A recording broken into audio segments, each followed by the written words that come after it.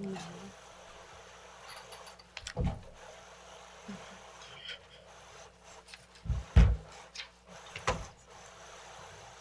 How long are we gonna be here?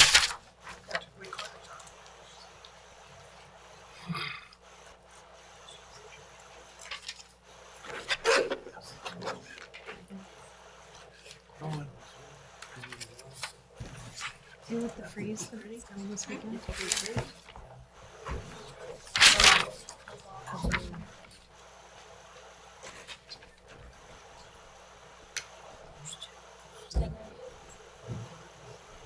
Yeah. Perfect, thank you.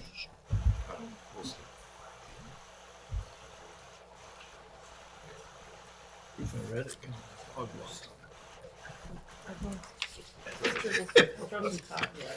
Perfect paw print.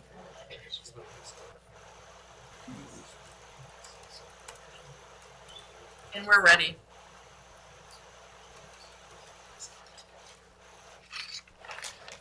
You ready? Yeah, everybody needs to put the microphones in front of their mouths, yeah. Please. They're not just training aids.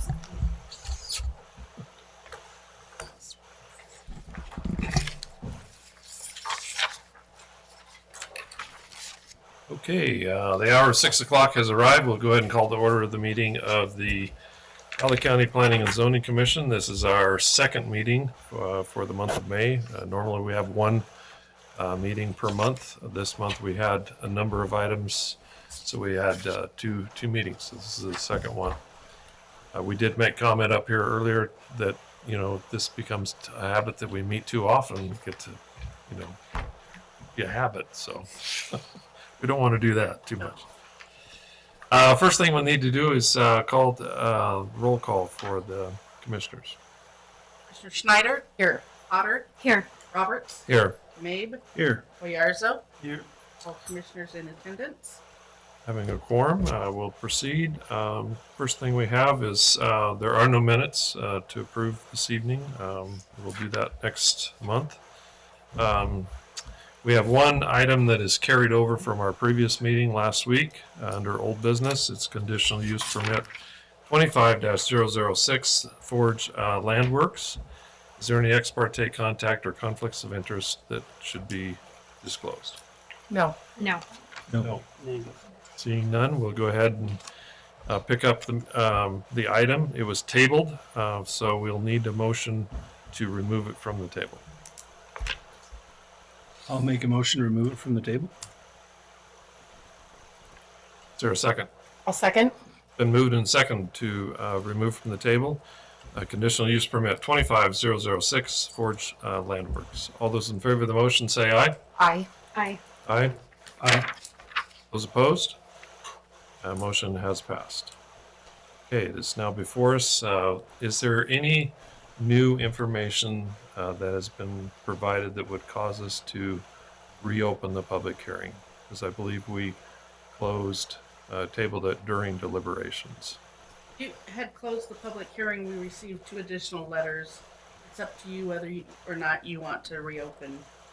Is there any new? I didn't see anything that was. So I have the one. We have the one that was provided for us tonight. Is there a second one?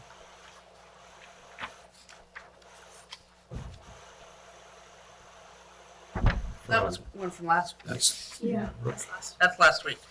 Okay. You had closed the public hearing, so I didn't Oh. officially accept these. Okay. Okay. So you don't have copies in front of you. So we've closed the public hearing, and we'll just go continue our deliberations then at this point in time. I know at the last meeting we had some discussions about what the action should be, and I'll kick things off. From my perspective, and I think the reason we had a motion to hold it was because the application that was before us was in whole and in part something that was maybe not acceptable the way it was. I don't know that I have a feeling that I want to shut down a business just because of a sprawl on a lot. I think there's some things that should probably be addressed. Some things that I wrote down that seem to make sense is there should be not be any storage of construction or excavation materials or byproducts or things like that on the site. It's not a construction site. I thought the size of the area for the shop and the construction equipment to be parked on should be limited for the size of the lot. I'm not particular in the size, but maybe around 2 acres. There should be something to the effect of the hours of operation. Because I know we've had several conditional use permits in the past where we've said that if you're going to have an area business in a rural residential area, to try to maintain some reasonable hours of operation. And I think the other thing that came up was the pipeline that's been installed south of the home in the swale was done without a permit or any stormwater permitting, and that should probably be removed and restore the swale. Those are some thoughts. Get out for other comments. Yeah, I tend to agree with you. In my notes, I have no storage of aggregate dirt. I think that was one of the topics discussed, and the airport, Emily, with McCall Airport, requested that we deny the burning of slash on that site. And I think that's an important piece that we won't want to leave out. I agree. We don't want to shut down a business.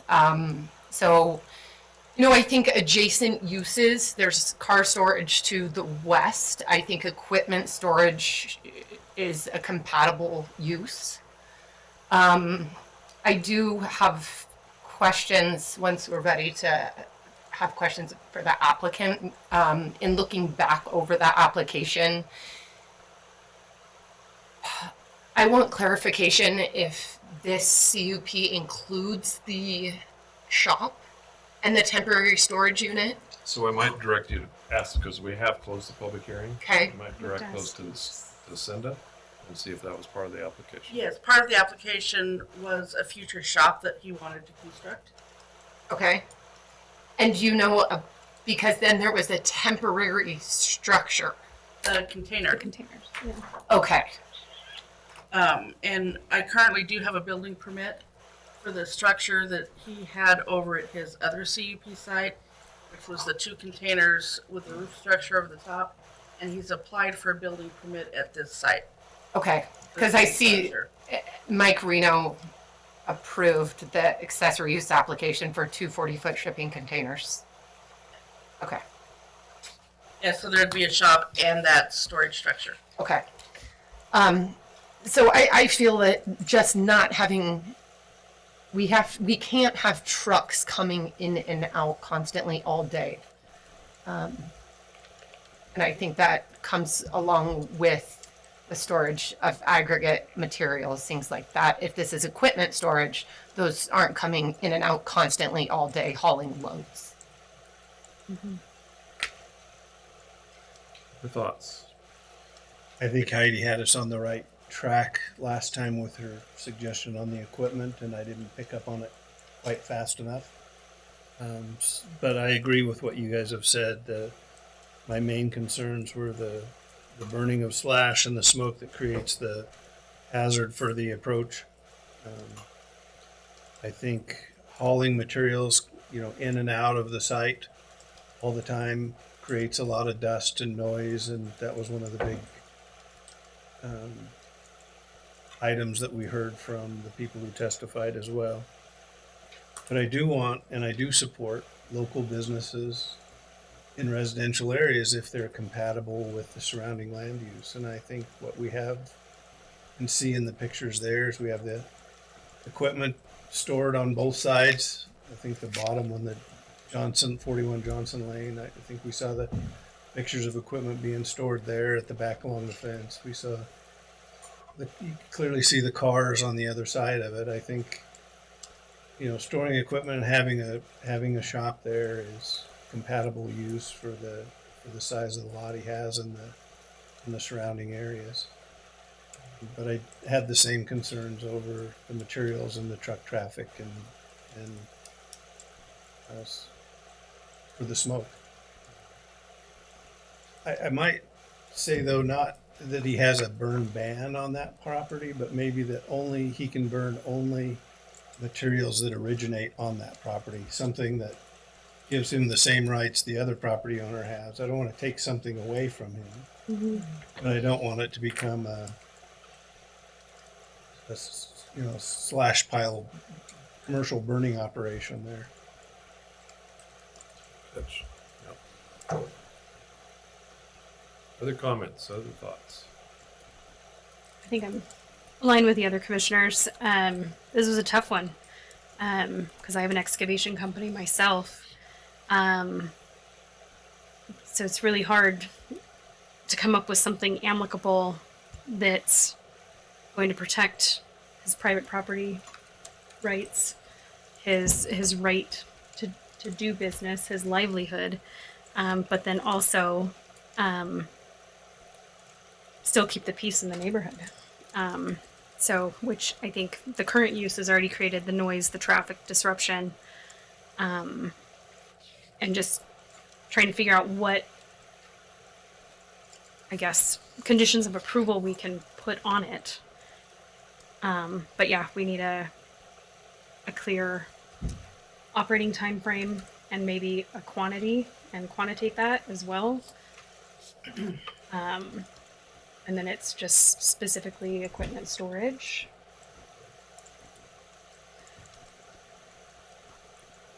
And did you have hours of operation that you? I did, and I recall that on several of these types of applications over the years, we've established like a 7 a.m. To 7 p.m. Type time frame. Cinda, is that Monday through consistent? Saturday. Monday through Saturday.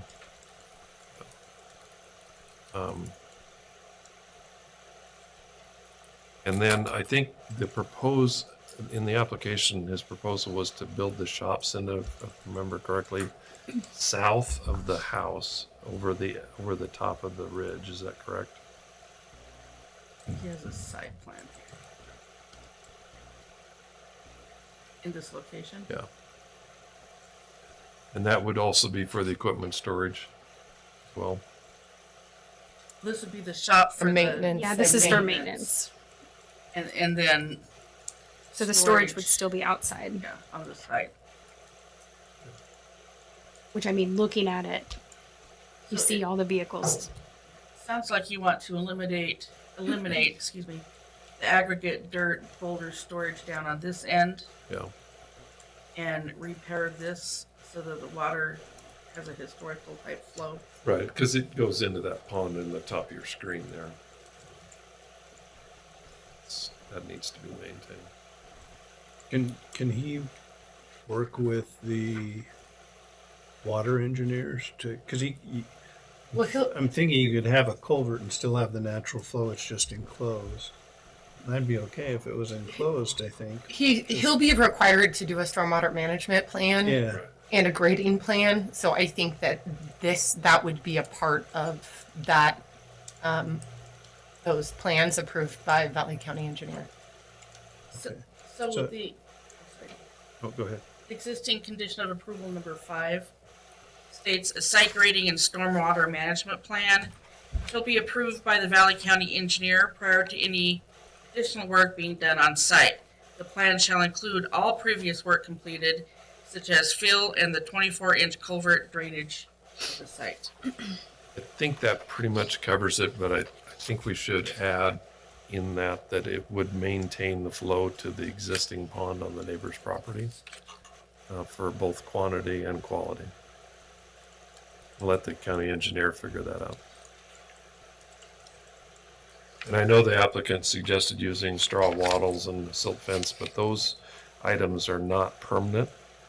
They are for construction sites that are temporary.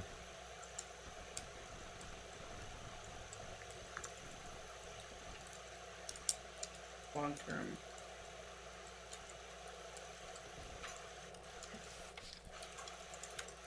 Okay. Cinda, why don't you repeat what you've heard as conditions of approval? So, See if we've captured everything.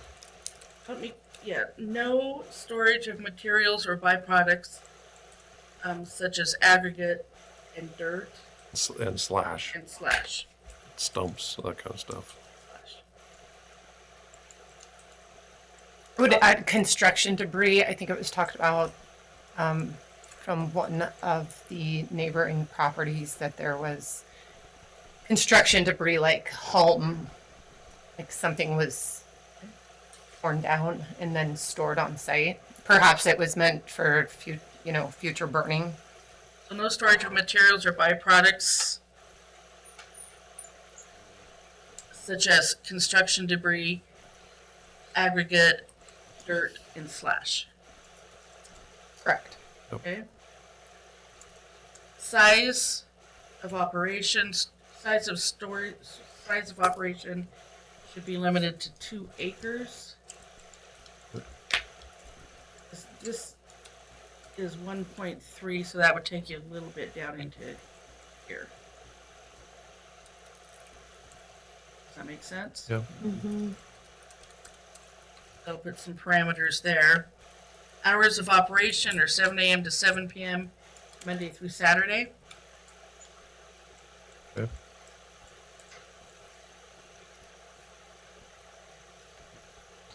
And then let's see, can only burn materials generated on site.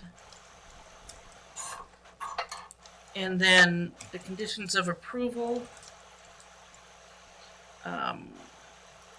Keep all of those except remove number 10. Did you want me to check out landscaping plan? Do you want some additional landscaping on here? Or I just think that, well, I don't know.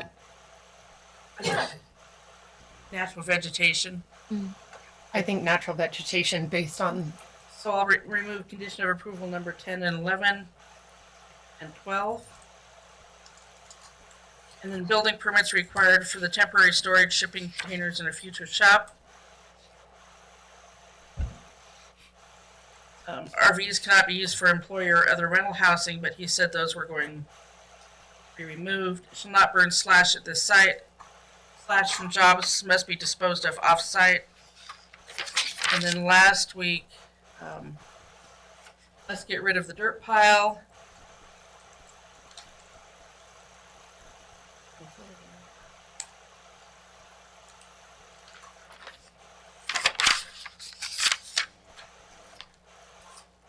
That was it.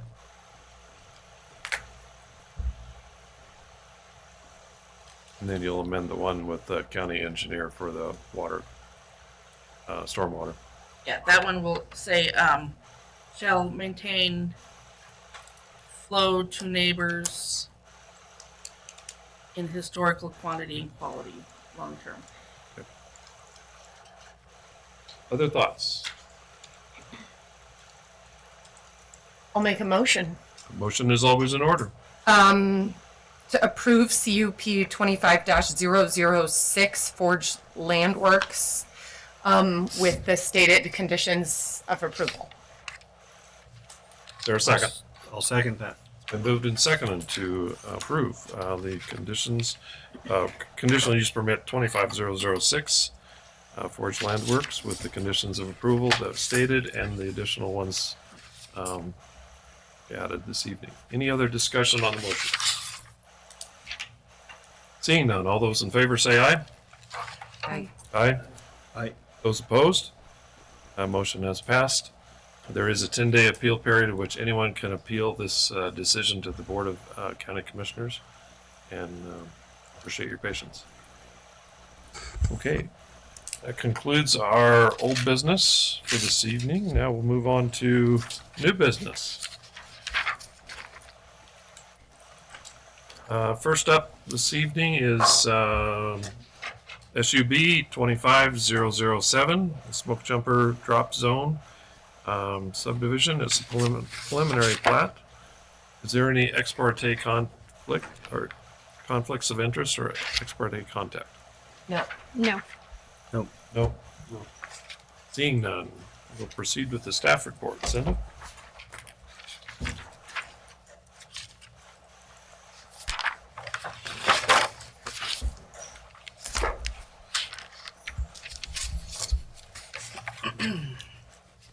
So the staff report for SB 25-007 Smoke Jumper Drop Zone Preliminary Plat.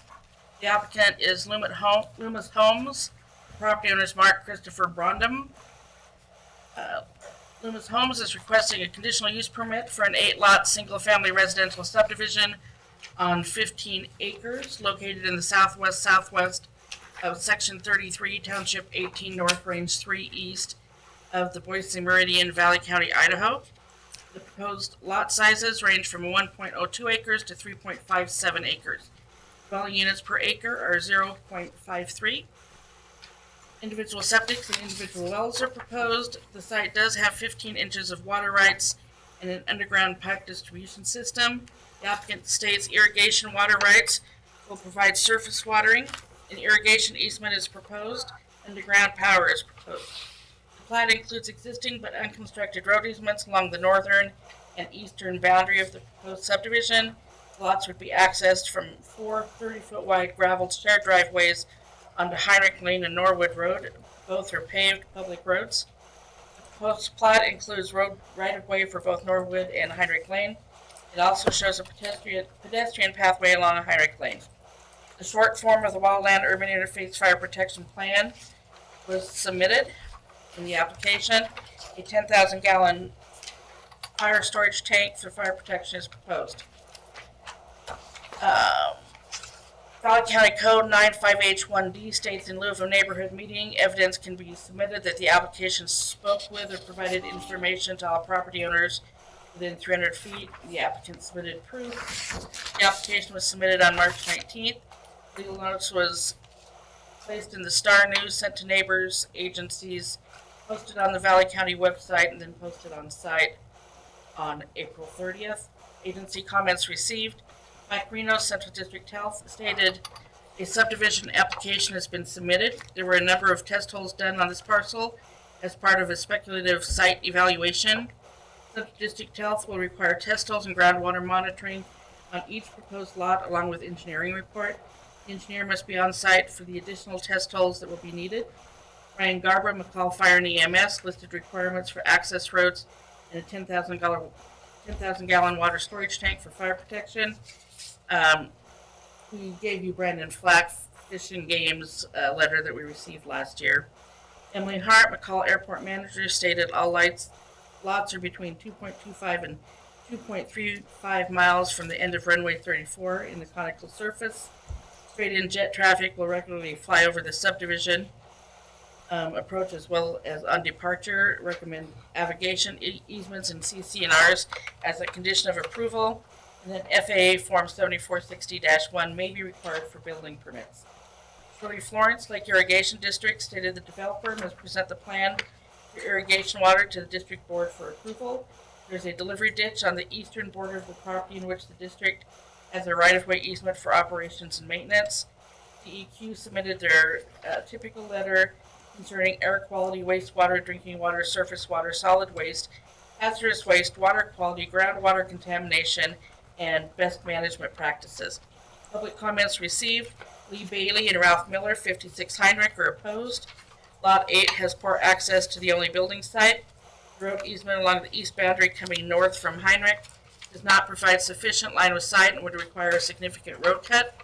The other shared driveway easement on Lot 7-8 line would require a culvert to cross the intermittent stream. The site is surrounded by agricultural use. There are safety concerns with impacts. There are horses, including dogs, chasing livestock. Debbie Roberts, 126 Wild Place, is concerned about the likely building location on Lot 8. The site may conflict with adjacent equine facility. Even well-maintained facilities will have flies and dust. Also, kids, dogs, motorbikes, and other distractions would interrupt horse training activities. Consider consolidating Lot 8 with other lots. Kevin and Melissa Van Riper, 13950 Norwood, are opposed. The road easement along the east fence going north off Heinrich is a safety issue as it does not provide a safe line of sight. This easement was given to Precision Builders, not the property owners. They are opposed to the road construction on the existing unconstructed easement along the shared northern boundary. They will not use the road and do not want any cost associated with the northern boundary. They will not use the road and do not want any cost associated with the construction or maintenance of the proposed road. Small lots will detract from mountain country charm in the area, which is why they purchased their property. The site's flat to gently rolling. There are no existing trees or brush on the site. A tributary to Mud Creek flows seasonally through the property, and the applicant states there are no wetlands on the property. To the north, it's single-family residential parcels. South is agricultural. East is single-family residential, and west is agricultural irrigated grazing. Different areas of the Valley County Code were listed for your review. Staff's compatibility rating is a positive 21. The site is within the McCall Fire District, Water District 65, Lake Irrigation District, and a herd district. The application states there are water rights. Plat Note 3 states lots shall not be divided. The second Plat Note 2 references drop teen subdivision. Will you be constructing the pathway or only showing the pathway could potentially be in the dedicated public right-of-way? Is the right-of-way dedication 35 feet to center of road or 35 feet on the southern property line? Dedication should be 35 feet from center of road, and then if you're proposing a pathway, maybe an additional 10 feet. Is it a continuation of a single-track pathway that is west on Heinrich? This would be in the right-of-way, and you would need to work with Valley County Road Department. Prefer not having utility lines centered on all interior lot lines unless necessary. Sometimes people combine lots and want to build over lot lines. You'll need to show the underground utilities known to exist. Can you move the eastern driveway approach to between lot 6 and lot 7 and provide access to lots 5, 6, 7, and 8? And then I attached a drawing. It was just speculative. We'll need a note stating access only from the shared driveway approach as shown on the plat. And then listed the ordinance questions for the P&Z Commission with the standards of approval. The proposed conditions of approval are the typical ones. For a development agreement may be required for mitigation of off-site impacts. The applicant shall work with Dan Kuntz, the Valley County engineer, and the P&Z director on an agreement for off-site infrastructure improvements that will be approved by the Board of County Commissioners. Must have an approved stormwater management plan and site grading plan for the shared driveways approved by the Valley County engineer prior to any work being done on site. The final plat shall be recorded within 2 years. This permit will be null and void. Sanitary restrictions must be removed by Central District Health prior to recording the final plat. A letter of approval is required from McCall Fire District. This should include approval of the Wildland Urban Interface Fire Protection Plan. Location of the water storage tank for emergency response must be noted on the final plat. Must have approval from Lake Irrigation District. Irrigation ditch and associated maintenance right-of-way must be accessible to the irrigation ditch company and authorized users. Must have a fencing plan with neighboring properties if they run livestock for over 30 days per year. All easements shall be shown on the final plat, including irrigation easements. A shared driveway maintenance agreement is required prior to recordation and must be noted on the face of the plat. A deed from the applicant to Valley County shall be prepared for the transfer of the road right-of-way along both Heinrich and Norwood Road. The declaration of installation of utilities shall be noted on the face of the plat, referencing electrical power, phone, and fiber. So place addressing numbers at the residence and at the driveway entrance if the house numbers are not visible from the road. And it describes those. So contact McCall USPS postmaster to determine if a cluster box unit for mail delivery is appropriate for this development. And then listed some things required in the CC&Rs and notes that are required by the Valley County Code. Since the staff report was completed, we received additional correspondence from the Valley County Pathways, Steve Stubner. And he is working with the applicant.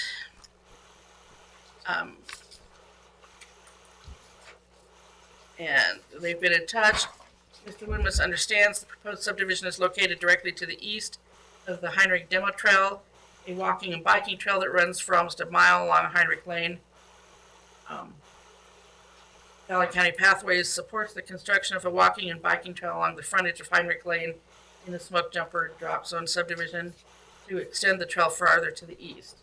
The new master plan calls for trail connectivity between Heinrich and Rogers and the Carefree subdivision. Loomis said he would be amenable to incorporating a walking and biking trail along Heinrich as part of the new development. And each of you had a copy of that letter in front of you. On the screen is the preliminary plat as submitted in the application. And I showed you where it's located. In this area, and if you zoom out, you can see this is the Elds Country subdivision. This is ag. This is Brookdale Meadows down here. This one's located right in this area here.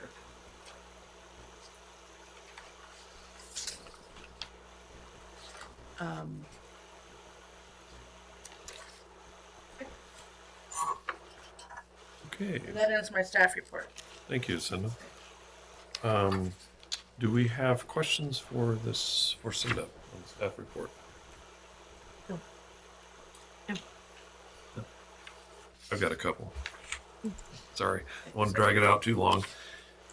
The correspondence from Lake Irrigation District talks about a pipeline, I believe, or somewhere we read about a pipeline. And it's my recollection that there is a lake irrigation buried pipeline that runs through that site.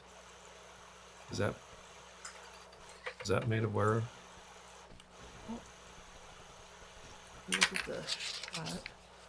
Oh, plat am I on the wrong plat. And then where, if not, then where is the irrigation ditch that Lake Irrigation is referring to? Okay. So this is the plat. I do not see a ditch easement on it. No. This is the access easement that goes around the property. And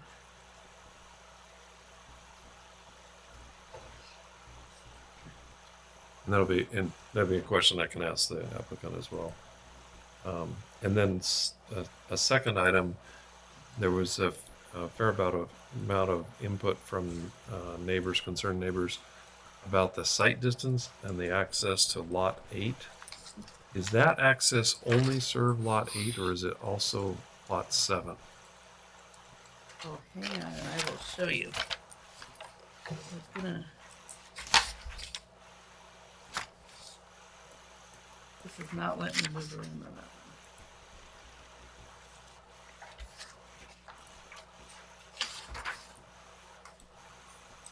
First, I was going to try to find the easement. I think it does. My understanding is because that's a shared driveway, and the only other lot that it could lead to would be 7. So this one, this is a 35-foot easement through here. I don't see any other easements that the assessor has picked up. This is the assessor's map. Okay. And then if I go back to the plat, And this is what I'm going off of. Is this the plat that was submitted? Everybody see this?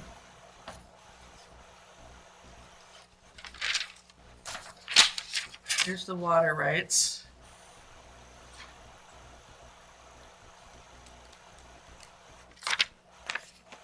There's a shared driveway here, and a shared driveway here, here, and here. And those are proposed to minimize access points onto the Heinrich and Norwood. And then you want me to take time to find my proposed one? The one I thought might work is if they eliminated this one, and then just brought one up here that would access 1, 2, 3, 4 lots. Just one access point, and then it would take it away from this area that people had said might be dangerous.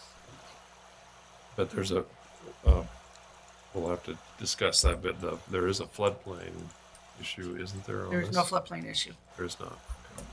No, there's no floodplain here.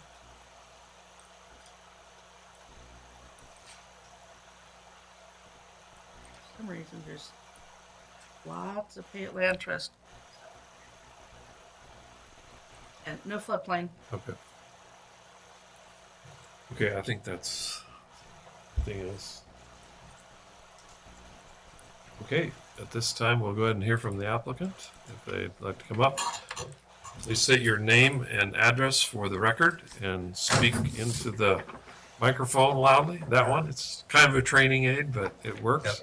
Steve Loomis, Loomis Homes Inc. I'm 30 Plum Horseshoe Bend. And I'm employed by Mr. Rondum, the property owner. I'm Mark Brondum, and my address is 9311 Antrim Lane, Port Orchard, Washington, 98367. And I have a new handout that'll answer all those questions, Ken. Should I just hand them out?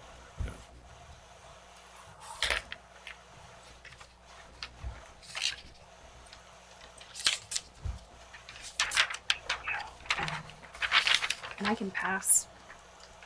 Right? Okay. Oh, I was gonna take one passing for you.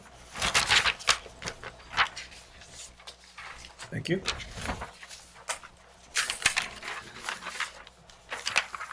And one for you. Huh? Oh, mine is fine. I'm gonna get this one, okay? Huh? And you and I can look.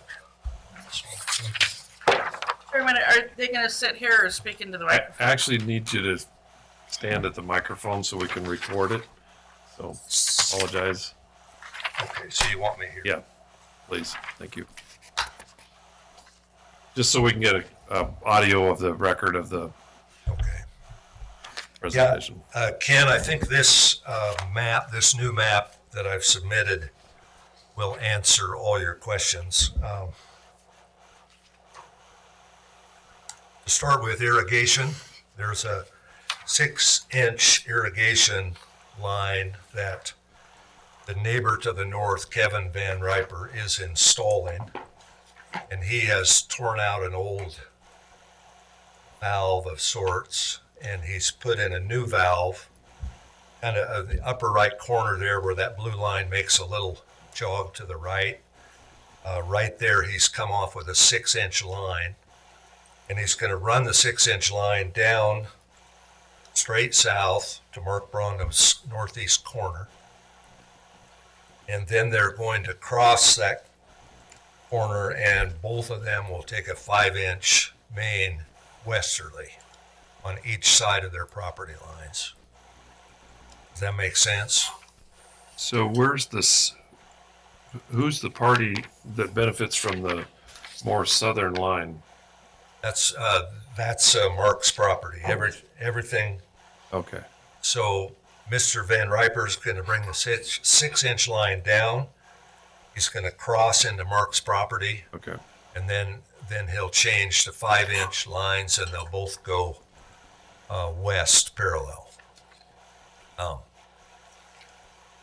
And then we've talked to the irrigation people about that. We'll be submitting a application with our design on how we're going to serve Mark's property. Is it's part of Lake Irrigation District Yes, sir. boundaries as well? Okay. So Um, I spoke with a lady named Shirley Florence. Florence about that. So along with this irrigation issue is the orange lines on the map is an easement that goes between Mr. Van Riper and Mark. Basically, all their adjoining properties.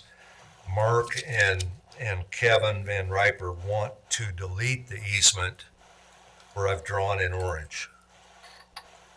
And they want to keep it from Norwood to that inside corner of Mark's property, going easterly. they want to keep that so they both can use that. Then they both want to delete the 35-foot easement on the east side of the property. It doesn't do any good. It's in a terrible location for turning off the pavement, and there's just no point in even having it. So currently, they've verbally agreed to delete that easement. To delete that, and then the other orange that they've shown. The driveways have been a little complicated. Chip and I worked on figuring out some ways to do that. And first of all, the driveway that serves lot 7 and 8, I've drawn it in green, will be subject to approval by the road department and the site distance. There is a site distance issue coming from the east to that, and it's pretty good. Chip and I kind of tested it and looked it over, but will be subject to what the Dan Coons says, or the county engineer.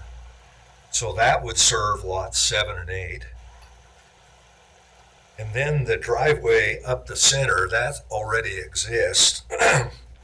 That's going to go to Mark's, going to build his own home on lot 5.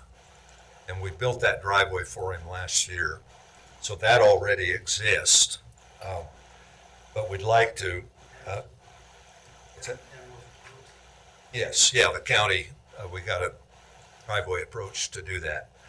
And then we'd like to do access to 2 other lots, lot 4 and 6, on that center access. That would work for there. We would like to delete the 3rd access on Heinrich. I know there's been some effort to try to minimize the driveways as much as we can. So we would delete, and I put a red X in that one between lots 3 and 4. And we would come forward, would access the same driveway that Mark will have. And we want to move, then the driveways on Norwood, we would move up to that common easement, and they would serve, that driveway would serve lots 1, 2, and 3. So coming from Norwood would serve 1, 2, and 3. Coming from Heinrich in the center would be serve 4, 5, and 6. And then the easterly driveway would serve 7 and 8. So that kind of answers that. Those were kind of the main issues that we thought we needed to clarify. I don't want to talk too much. I want to be able to answer any other questions you might have. So for the access for lot number 2, if it's going to come out of that easement, you'll have to have another easement that runs south on the lot line to access lot 2 as well. On lot 1. Right. Yeah. And that'll have to show on the plat. Yeah, that'll have to show. We've been in touch with Steve Stubner. Chip laid a pathway in there. He laid it in the 35-foot right of way. I'm hoping we can have it there and not put it more onto Mark's property outside of the 35 feet, but I'm not sure what the rule is there. I kind of heard a couple things about questioning about putting it outside of the 35-foot right of way. Right now, the pavement, center of the pavement would be in the center of the right of way. The pavement's about 22 feet. So 11 feet of the pavement would be north. And so we still have 23, 24 feet of space there from the edge of the pavement to the edge of what Mark's property would be. So in my mind, there's plenty of room to put a 6, 8, or 10 foot wide pathway right along the property line. Hopefully we don't have to put it in the property. So you mentioned the overall What's the overall right-of-way width in that area? Is the center of pavement center in the right-of-way, or is it not? The pavement, I believe, is in the center. The fence on the south is closer because they've never dedicated that, I don't think. Maybe they have. But we're intending to dedicate 35 feet from the center of the pavement north. Is that correct, Chip?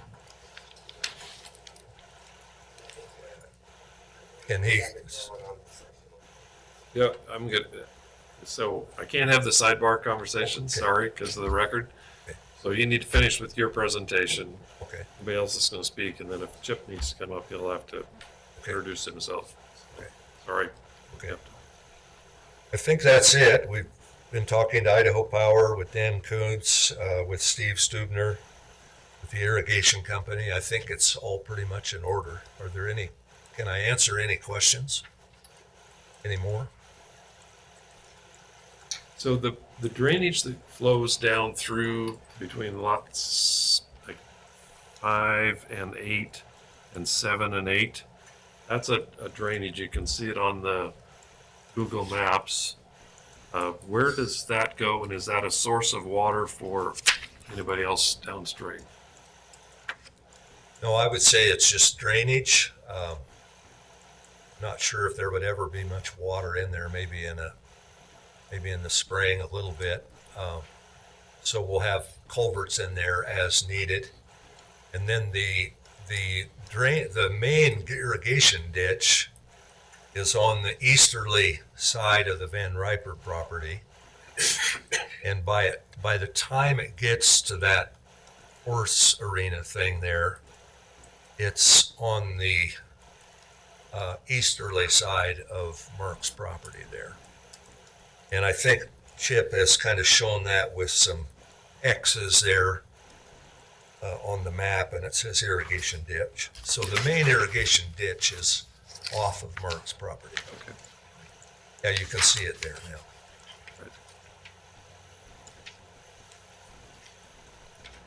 Okay. Is there more presentation by the applicants or applicant? If you want to say anything.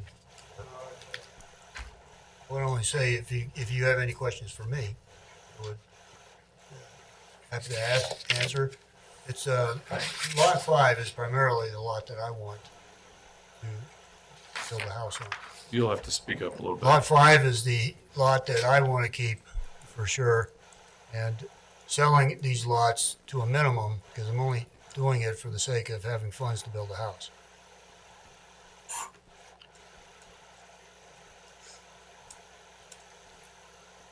Would you, so you've heard the discussions, staff recommended a different approach for the site distance access for lot 8 being moved over on the lot line between lot 6 and 7. Is that something that is Well, possibility? what happens to lot 8? It gets deleted or, No, it would just access through, oh, I don't have a map. Cindy, you said you made one, but It was in the staff report. But it conflicts with what they're doing because they've There's already the driveway. constructed the driveway here. And on mine, it eliminated that. right. She had it going between 6 and I 7. had it going here to hit 8, to hit these 4 lots. But he's already constructed his driveway to his building site in this location. This is the testimony tonight. This was just throwing out some ideas. I think Steve's response was the engineer would determine if this was a safe access point. Any other questions for the applicant? Cindy? I did have one more. So in the comments that we received, there's discussion about lot 8 being next to an equine facility. Do you have any suggestions there on their concerns, or have you looked at what their concerns are, comments? well, as we have looked at that property, that I don't think a person that would buy that lot would want to put it right up against the property line, as the equine arena is right up against the property line. I think within 100 to 200 feet away from that would be a site, but if somebody buys the land, I don't, I guess I could try to make it a CCR. Is that what they're called? I mean, to It's say, it'd be a building envelope area, which, yeah, so, but, I mean, that's a requirement that she's got 20 acres over there. Why did they build them that right next to the property line? Well, and you can, lot 8 has quite a bit of grade, it appears. It looks like you're on the same page, Heidi, I think, is looking at this, the building lot for lot 8, or the building envelope, most likely place to build a home, in by simple terms, is up in that corner next to the arena. Yes, sir. I would say it would be up in that corner. And Mark and I went out there this afternoon and walked it, and there's about 200 feet from the easterly line, westerly of that big flat. There's a big flat up in that northeast corner, so a home could be 150, 200 feet away from that easterly fence line fairly easy. It's a pretty big area right there, that big flat. So they certainly wouldn't have to be jammed up against that easterly line, unless they like horses. So, Okay, thank you. other questions for the applicant? Cinda? Did you plan on constructing the pathway? For me to do it, well, to hire somebody to do it. But as part of this, it would be a condition in the development agreement that you're constructing this in the public right of way? Well, I was Is that your told I plan? had to do it. I was told I had to give up 10 feet into my property, and then I had to build a bicycle pedestrian path. But you didn't give up 10 feet into your property. You're giving up a 35-foot right of way and putting the pathway in the right of way. Oh, I was told I had to deed over. The right of way. Oh, okay. Yeah, that's just normal, 35 feet from center. And Mr. Loomis is saying that the pathway will go in that right of way. Yes, that's my understanding. Right, and then that will be a public hearing with the Board of County Commissioners to see if the board will allow that pathway. And if the board allows that pathway, will you be constructing it? Yes. That was my question.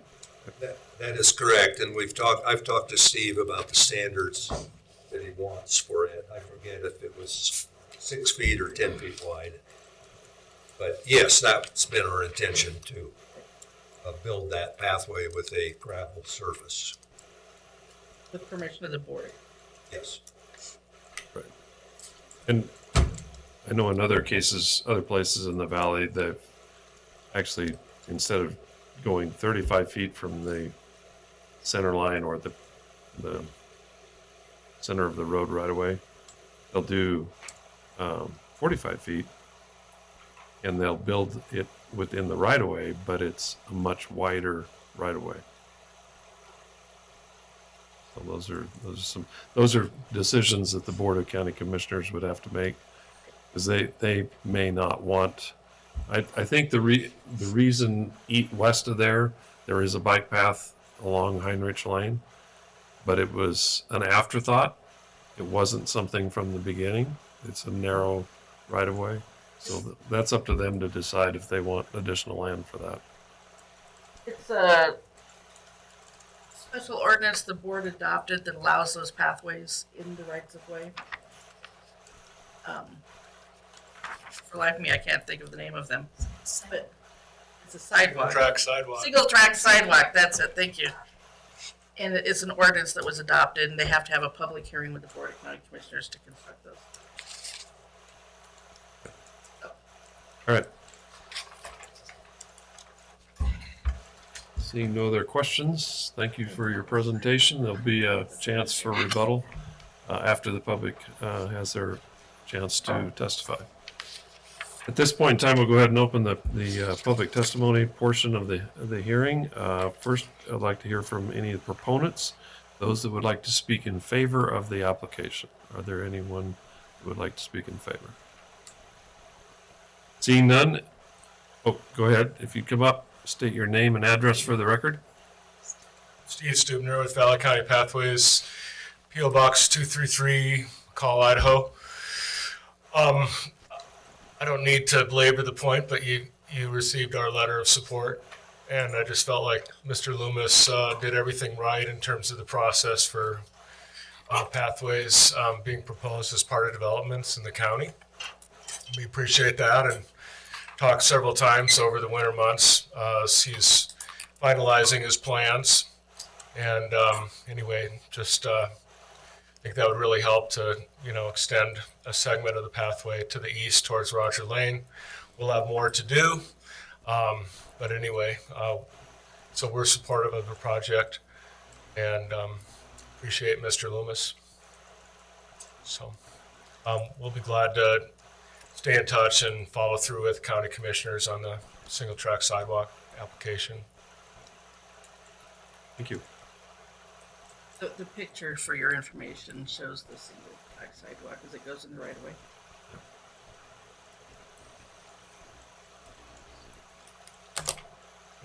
Is there anyone else who would like to speak in favor of the application?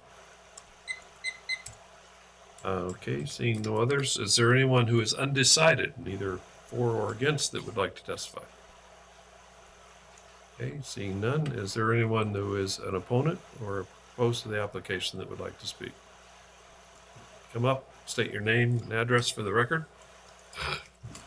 Yeah, I'm Ralph Miller at 56 Heinrich Lane, just on the east side of the property.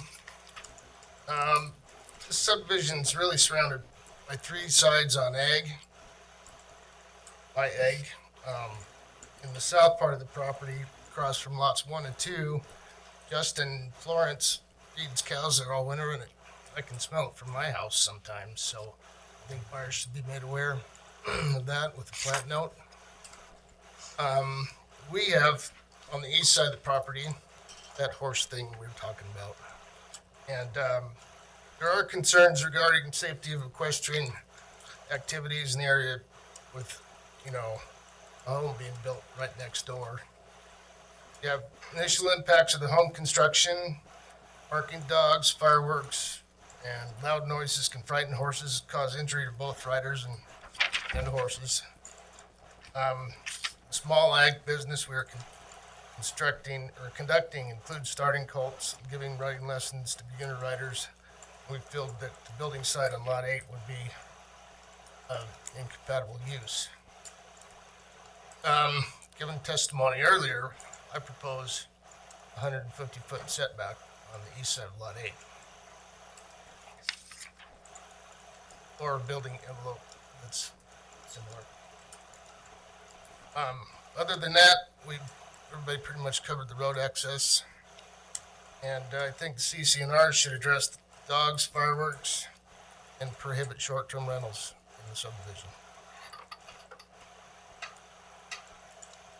Thank you very much. Thank you. Appreciate it. Is there anyone else who would like to testify as opposed to the application? I just ask a series of questions. Come up and you can ask us. You cannot ask the applicant. No, that's fine. You're speaking to us. Okay, that's what Please I thought. give your name and address. Yes, my name is Tracy Kindle, and I live on 62 Garden Lane in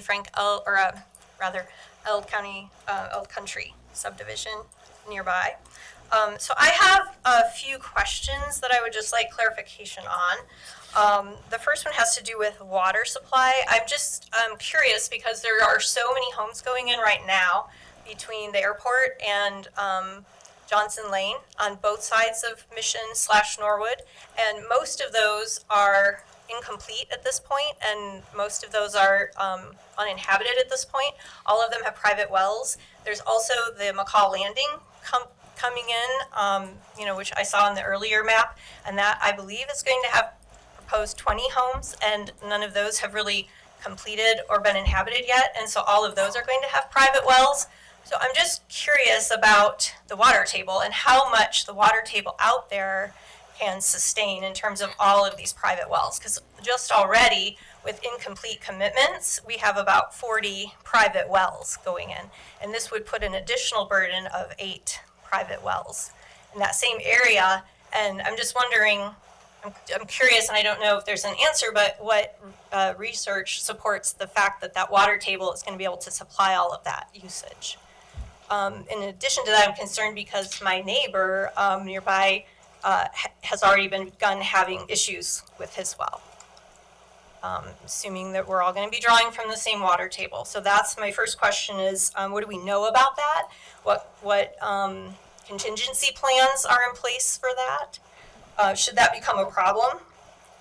And my next question is, what the plan is for managing maintenance of Mission and Norwood and Heinrich, because those roads are terribly maintained. This year, for example, in February and March, I would say Mission was unnavigable some of the time, dangerously navigable. I drive that road probably 4 to 6 times a day, just for my work and other trips into town, and it was terrible, and I believe that's because over the past couple of years there's been so much construction traffic on Mission and big heavy machinery, heavy trucks coming back and forth, and takes a huge toll on that road, and it hasn't been properly kept up or maintained in that process. So now we're going to have further construction, and it will also place that burden on Heinrich as well as Mission. So my next question would be like, what's the plan for that? What is the plan for maintaining those roads so that the people who do live out there and depend on that transport lane, what's going to be done in maintenance for that?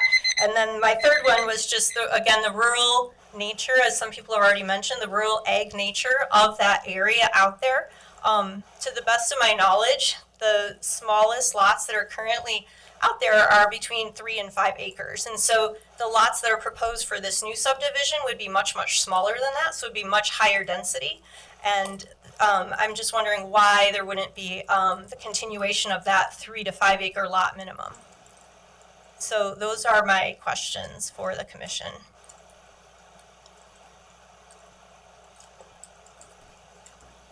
Okay, I don't know if we can answer those. It's more of a dialogue. Some of the questions you asked go beyond this commission, because our role is to look at the proposed land use, like what somebody wants to use their land for. Some of the things like the maintenance of the roads, that is an issue, obviously, that we consider, but those maintenance agreements and things are taken up with the road department, with the Board of County Commissioners. Okay. For level of maintenance. As far as the water supply goes, domestic water wells have to have a permit from the Idaho Department of Water Resources for every well that's drilled. Anyone can protest those wells, and if your well goes dry and you've protested it, they're responsible for fixing your well. So if there's concern about lowering water levels in wells. So who, can you repeat that to me? That's Idaho Water Idaho Resources. Department of Water Resources. Idaho Department of Water Resources. And you'll want to talk to the Southwest Regional Office. Southwest Regional Office. And then as far as the roads go, you said it doesn't have anything to do with the county. It's all the highway department? Well, it's the County Road The Department. county road department. Yeah. So when conditional use permits are approved, what kind of approval has to come from the roads department? Any? So what we asked them to do, and this I'm kind of veering off of what we normally do for a hearing. I'm sorry. But I'm just trying to answer your question. No, it's helpful. What we do is we usually put a condition of approval on almost every subdivision that's approved now, that they have to enter into a road development agreement, which usually involves a cash payment to the road department, and then they try to allocate that into projects within that area. Including the maintenance roads for getting the construction done? Yeah. Okay, theoretically. So that's Okay. about as far as I'm going to go with that. As far as answering the questions, okay. And then what about the 3 to 5 acre lot size. There is no minimum on lot sizes other than if it's Condition. a well or a septic system, they can go down to 1 acre in size. Okay. Thank you for answering those questions and listening to my questions. I think I got all that close. Did I get- Close. A little bit different on the development agreement. They're no longer road development agreements, they're development agreements. And there isn't a specific amount, there's an estimated amount, and we assess proportional share. There is a And payment, hopefully, they don't give us cash, hopefully they do work. but it can be payment too. Okay. All right. Thank you. All right. Sorry, commissioners, that did divert a little bit, but Well done. okay. Is there anyone else that would like to testify in opposition to the application? Please come up and state your name and address for the record. You have 3 minutes. My name is Ryan Reginato. I live at 245 Buck Camp Lane. I am opposing this project in its current density for 2 reasons. The first one is in reference to the Planning and Zoning Commission's staff report, page 9, standards of approval. Number 3, will the approval of the application result in undue adverse impact on adjoining properties? I believe it will, being that it's surrounded on 3 sides by ag, but high density surrounded by that, it could in the future cause issues. And this valley being primarily an agricultural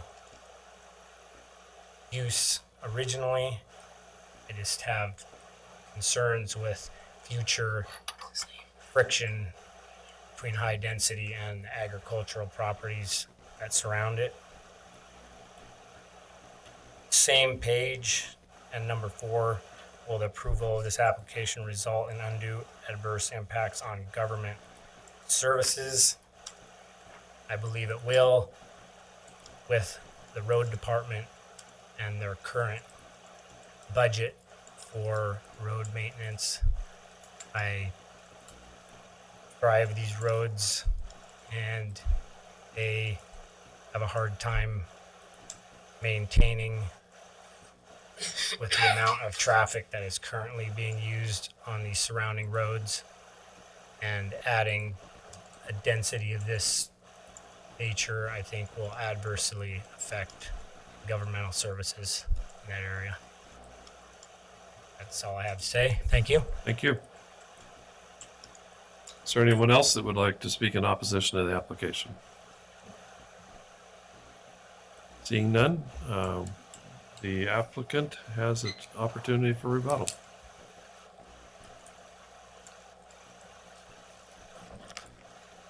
Regarding the horse property, I hear what this gentleman is saying, and noise could affect their operation. So I think that's important that their operation is not disrupted. I don't have a solution. Thinking about a building envelope, to me, may not solve a noise problem. A person might want to put a barn up close to that easterly line, so putting an building envelope out from that, I don't think that would make much difference in solving the noise problem. Maybe some language in the CCNRs about the sensitive nature of the operation to the east, maybe something like that. We just have to give it some thought on what could be arranged. Because we do care. We don't want anybody scaring a horse and having an accident or something like that.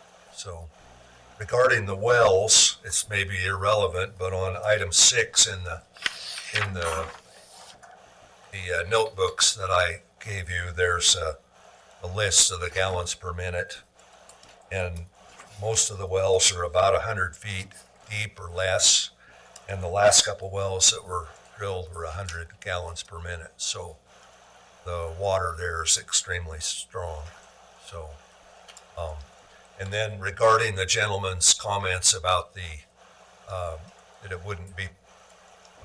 it wouldn't fit in the community, I think this little area here, the Ellis Country subdivision in this quadrant, is an excellent place for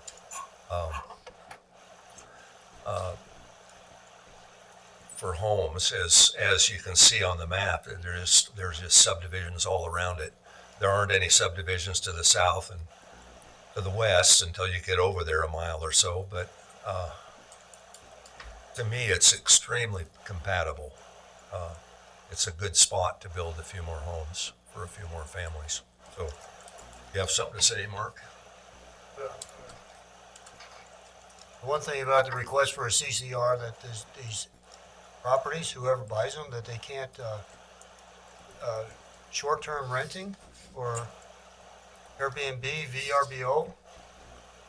For myself, I work overseas a lot, and I probably will only be there a little bit, and I guess I'll talk with Steve about this. I'm not too inclined to just leave my house empty for 10 months, 11 months out of the year without trying to rent it.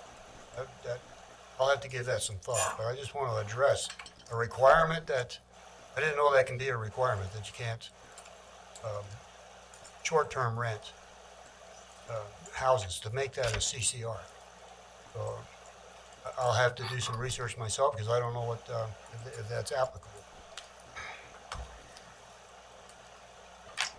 Anything else? I have a question for the applicant. Would you be opposed to a 150-foot setback on lot 8? You mean when I sell it, I gotta make that a requirement? Correct. So, Could it be negotiated to 100 feet? and that's just my question. Is I think that was suggested by a person in the audience. So I was just curious what. So, yeah, my neighbor to the east, Ralph, so, I mean, I would give it some thought, but I'm kind of thinking, I'm not very good with this stuff. If I sell a piece of property to somebody, don't they have the rights to put the house where they want it? Or I didn't know I can make that a requirement. But I have looked at the property where a good house would be, and it's the flat land up there. And if they want to have a barn next to that border line,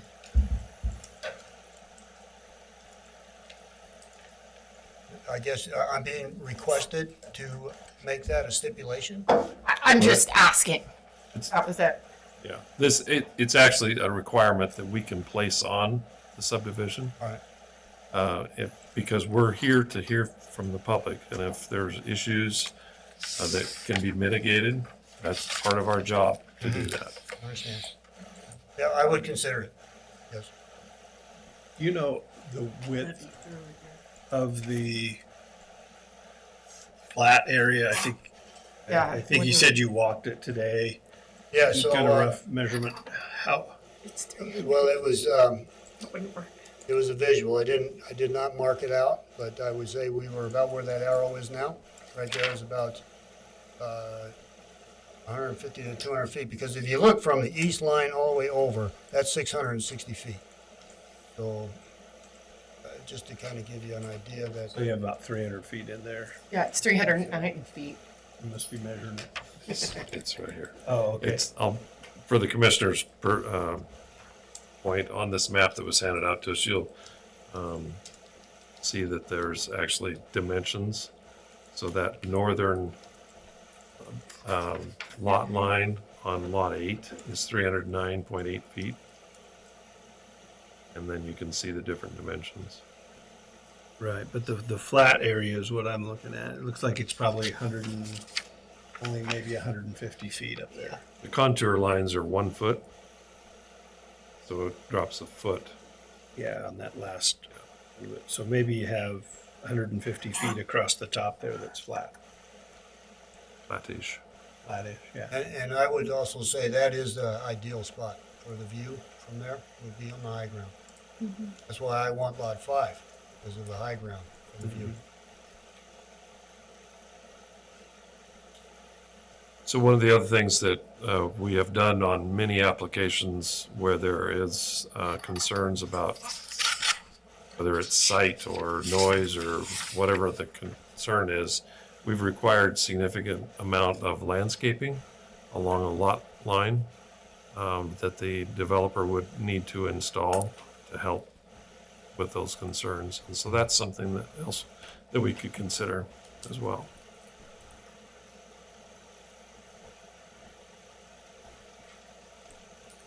Any other questions for the applicant through the rebuttal process? Okay, thank you very much. We'll close the public hearing and bring it back for deliberations amongst the commission. See what your thoughts are.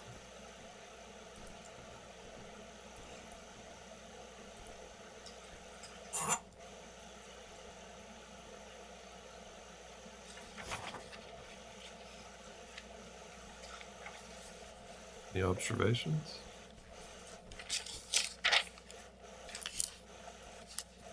I do appreciate that the applicant had eliminated two of the accesses onto the public roads. I think that makes sense. And I think we definitely need to make sure that if this is approved, that the Valley County engineer is specifically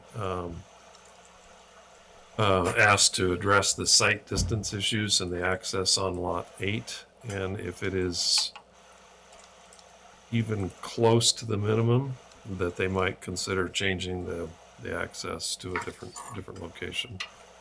And I think that's something we have to depend on our engineer to figure out. I think, you know, the size of the lot's compatible with what we have in Valley County. I hear the concern about wells and the roads and those things, but those are kind of beyond, as you mentioned, beyond the scope of what we're specifically looking at. But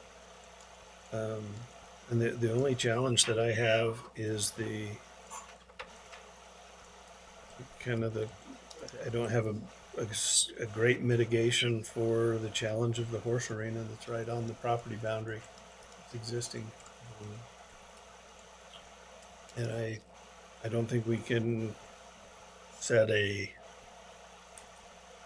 building envelope, if I'm reading this right. You know, if you do it 100, it puts them right up on the edge where it starts to drop down. So I'm back to maybe CC&Rs, but I value others' opinions if you think we can do a further setback or a building envelope on that area, or if it's a CCRs type of issues, and it's part of being a good neighbor and growth. Yeah. Cinda, what's the setback now? Is it 35 feet? 30. Or is it 10? 30 feet? It's Oh, 20 it's from the that front, rear, and 7.5 from the sides. For a structure from the eave to the property line. So let's say you're going to build a house there. What is the current ordinance for a setback on that lot? 7.5 feet? Let me look. I understand you. Yeah, because the driveway would come in here. Yes. You could make that the rear and require 20 foot.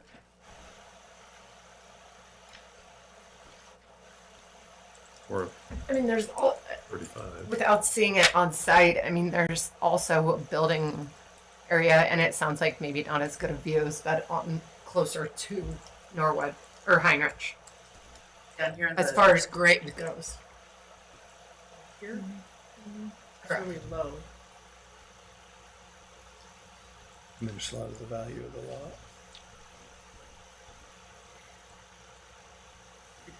This is the high ground. It goes down and then comes back up.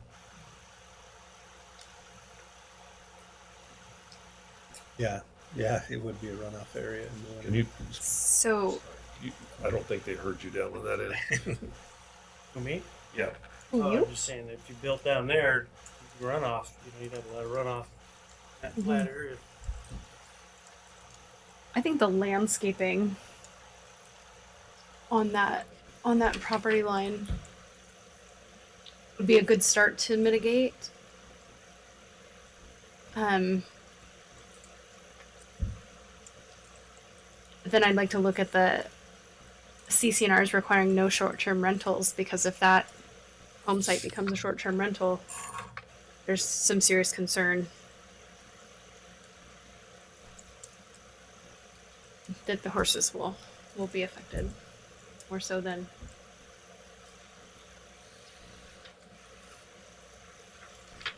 someone full-time. So what we, I definitely think we need to increase setback on that line. I also understand the concern, fireworks, just, and animals. That was brought up. so on the map, or the map that was handed out to us, the little dash line where they wanted to delete the easement, Easement. that's a 35-foot easement, I believe. And so that'll give you a perspective that you would still leave probably 120 feet of flat area up on top to build. If you did like a 35-foot easement and then did some landscaping.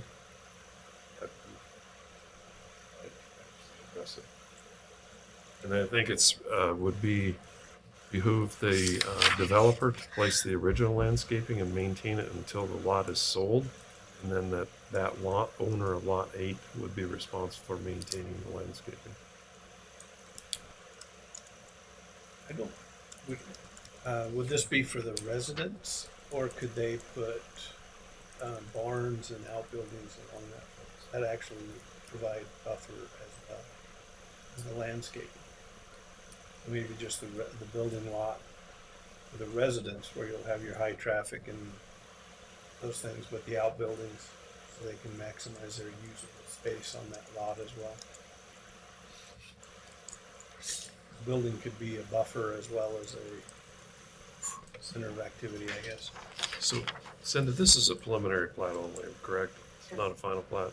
So we'll see this again when it comes back for final Final. plat. And what we can do is put conditions of approval on it if we choose to do so. And then when it comes back for final plat, we can review the CCNRs. Or what the CCNRs that they'll have for your mitigation. And see that if they've addressed it. And at that point in time, if they have not adequately addressed it, what action can we take then? Oh, you need to give it a good idea, like a 35 setback from the east property line.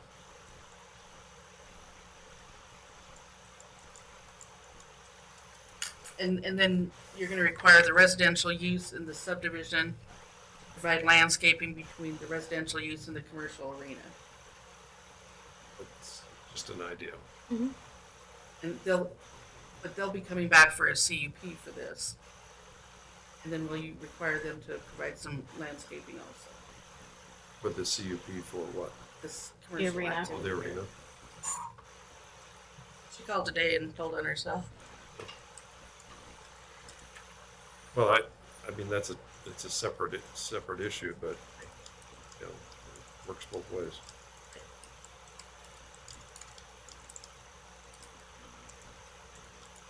I think the 35 set, coming around to a 35-foot easement and landscaping required in there is fine. For a setback. Or setback, yeah. Yep. Not an easement, I apologize. And is the intent to, not along the entire east boundary of the lot, but in the area where the arena is that? Yes, that's the area of concern. Maybe you want to go 50 feet north and south of the arena fencing.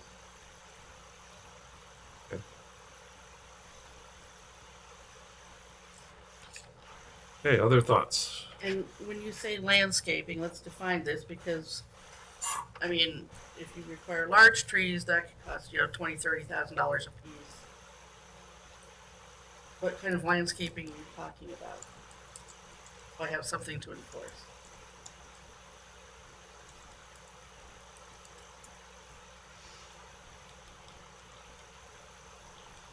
What is, when we've required standard landscaping, like along the highway?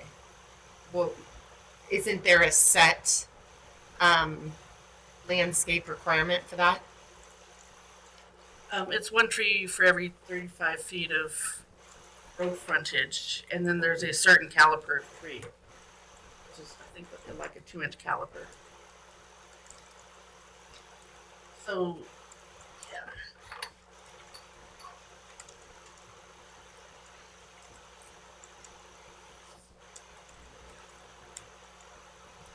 I just want to be able to enforce it. I was trying to get the ordinance opened up here because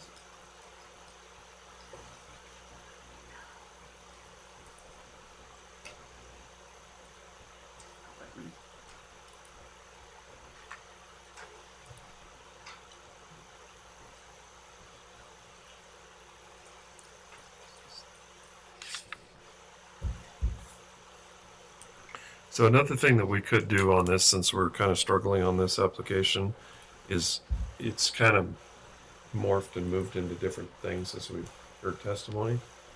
We could ask the applicant to take the information that they've heard this evening and include it into a preliminary plat that shows everything we've talked about and have them come back. So, Cinda, is that doable? find the landscaping requirements for residential use.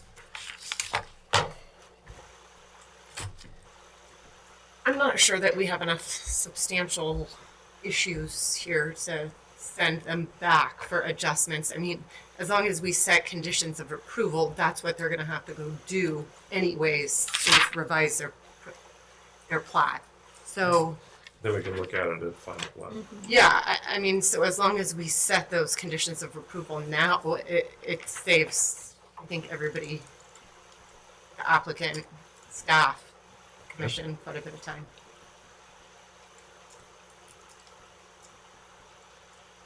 So are we all in agreement on a 35-foot setback? I think I got And heads on that. Seems appropriate. I'm struggling on the landscaping and how we would define that or what.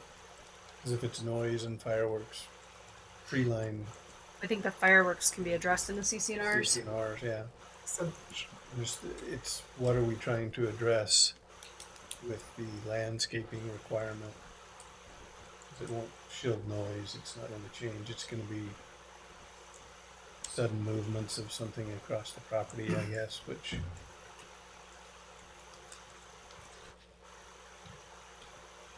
35-foot setback. that's what I'm thinking. And then put it in the CCRs and maybe we have it, maybe we've addressed the issue with it. I think we should have a condition of approval that the CCNRs will address dogs, the fireworks, Noise. and the short-term rentals. And probably recreational vehicles. Those will be loud. And the short-term rentals just for that one lot. I think it's an all or nothing on the subdivision requirement.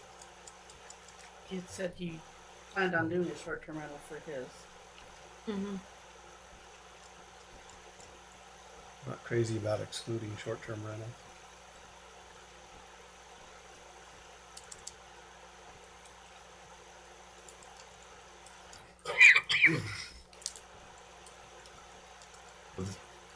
So, What's just your- to let you know, the landscaping requirements, percentages, there's nothing for the single family, but a multi-family use, has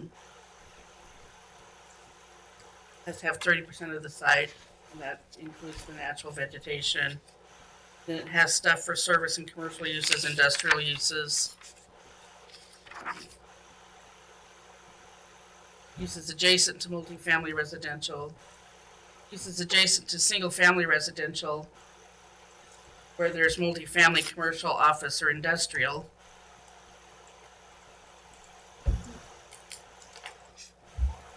So are we putting the commercial requirements to protect the commercial operations on the residential house? Residential wall?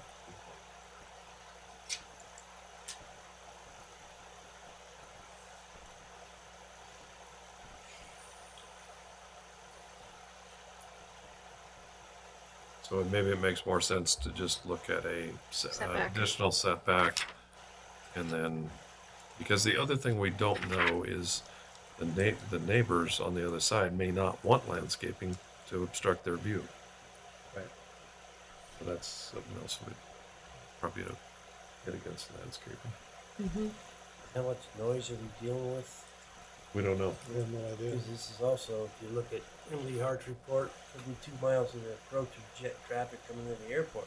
It's not like it's all that quiet. That's another point. That does need to be in the CCRs as well for the noise abatement.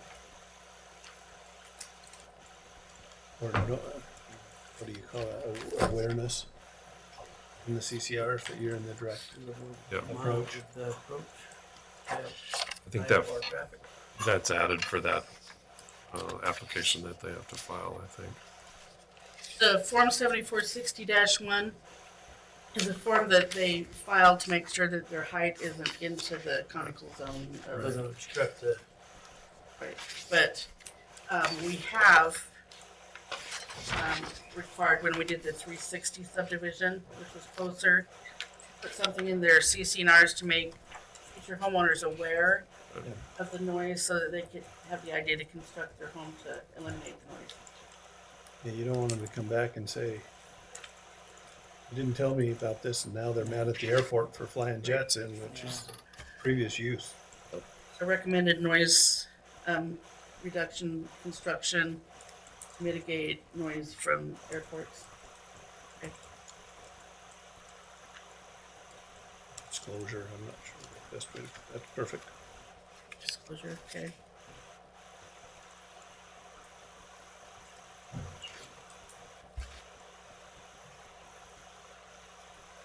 Are we getting there? we're- 35-foot setback I and think we're a, getting there. 35-foot setback, dress the dogs, this fireworks. What's your pleasure about short-term rentals? Because that's one we don't have an agreement on yet. No, to clarify, short-term rental is for anything less than 30 days. Is that correct, Cindy? Yes, and in state statute, it's a permitted use. And they would have to come back here for it, that application, or is it? It's an administrative permit.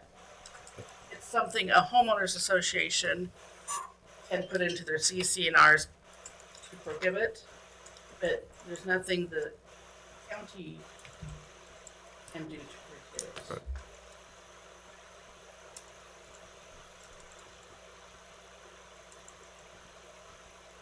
Tough one. It's because a we- single-family residential use, and we have to give them a short-term rental. Even on the subdivisions that have the prohibition, we're not gonna withhold it. That's a fight between the landowners.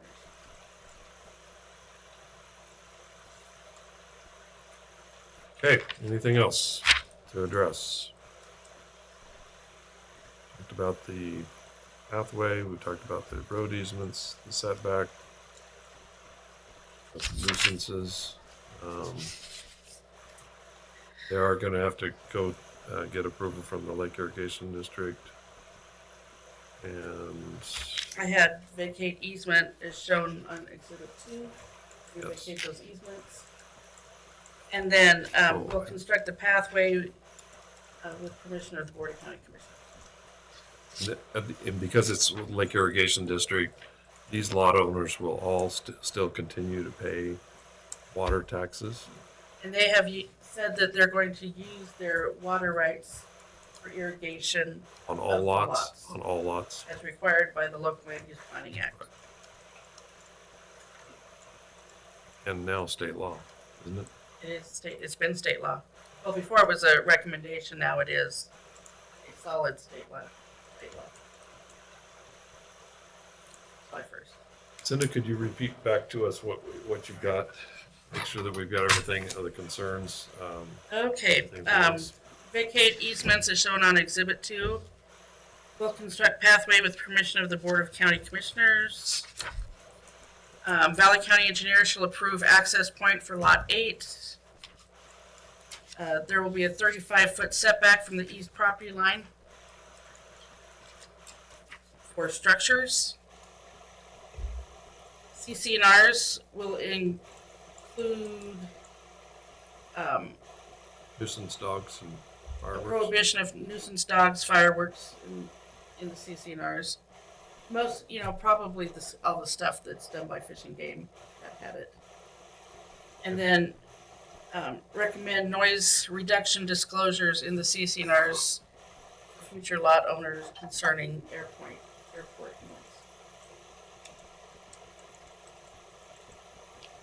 And the 7460-1 is required by Valley County Code.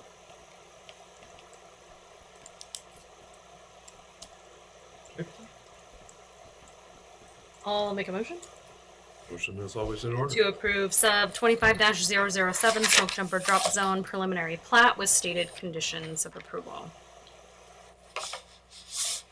I'll second. It's been moved in second to approve SUB 25-007 smoke jumper drop zone subdivision. Any further discussion on the motion? Seeing none, all those in favor of the motion say aye. Aye. Aye. Aye. Any opposed? Motion has passed. There is a 10-day appeal period of which anyone can appeal the decision of this commission to the Board of County Commissioners. Okay.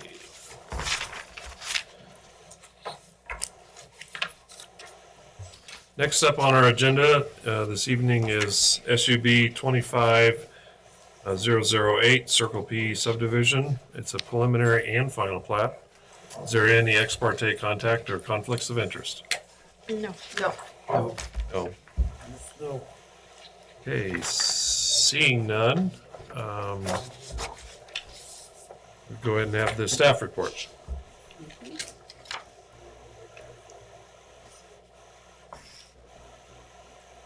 I'll find it later on the map.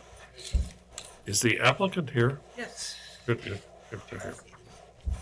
So, Circle P subdivision preliminary and final plat. The applicants are the Post Family Revocable Trust. The property is addressed at 107 and 109 Barker Lane. It's in the northwest quarter of Section 24, Township 16 North, Range 3 east of the Boise Meridian, Valley County, Idaho. The property is approximately 20 acres, and they're requesting conditional use permit for a 4-lot single-family residential subdivision. The proposed lot sizes range from 4.6 acres to 4.9 acres. Individual septic systems and individual wells are proposed. The lots would be accessed from a shared driveway onto Barker Lane, a public road. A new shared maintenance agreement would be recorded with the final plat. Road right-of-way would be dedicated to Valley County for Barker Lane. The site's within the Roseberry Irrigation District. Surface water would be provided to lot owners for irrigation purposes, and Lot 3 contains an existing residence. Lot 4 is the site of CUP 19-36 post-well drilling, which is a shop. A neighborhood meeting is not required for a 4-lot subdivision. The application was submitted on March 21st.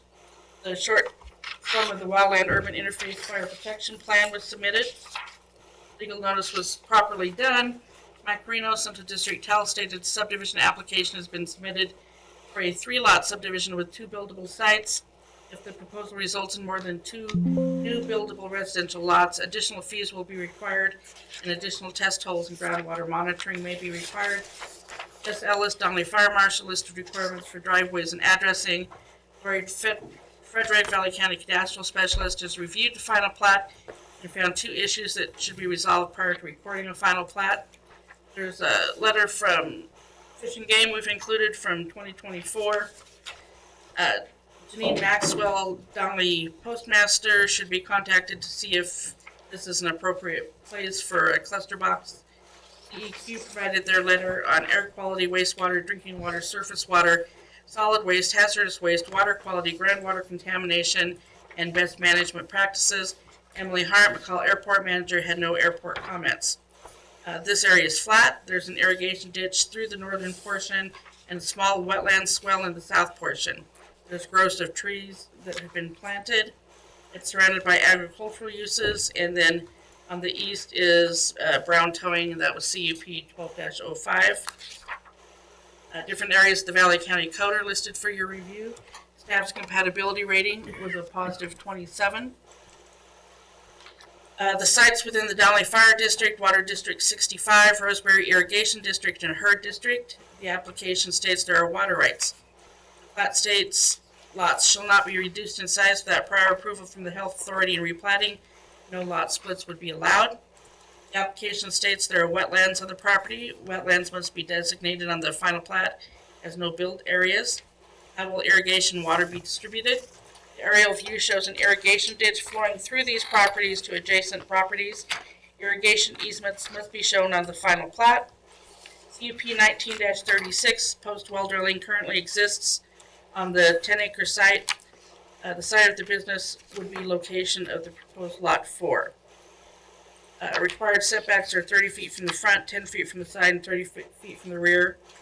That's because it's the industrial type use. Condition of approval 12 states shall plant trees in order to screen the storage containers in commercial areas from the view of the neighbors, with landscaping completed for the conditional use permit.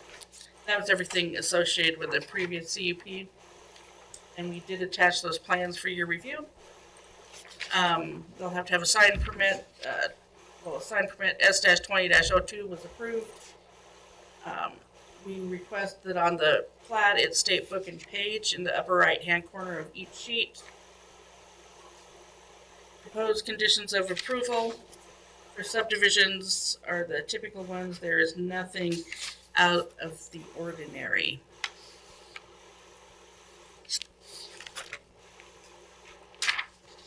And if you look at the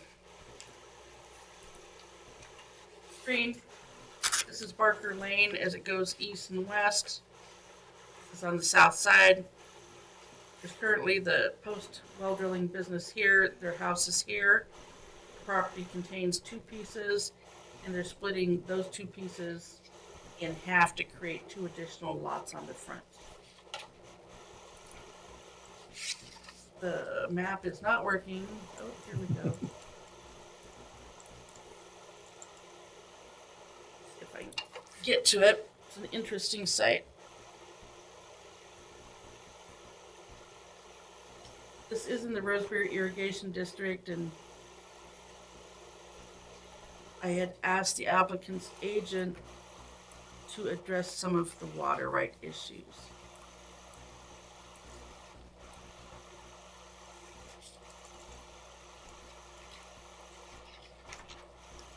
Maybe if I don't spook it. Nope, I spooked it.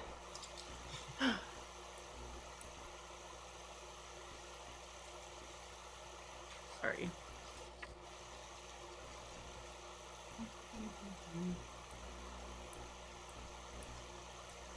In there. Should be right down in this area here. It is. Nope, spooked. So, Too many people watching videos tonight. that ends my, no, it's our system, it does this. Since the staff report was completed, we received additional correspondence. You have a copy in front of you. Exhibit 1 is from Forever Ranch, Rick Gillette, and they submitted their comment letters at 5:04 after we'd already done the staff reports.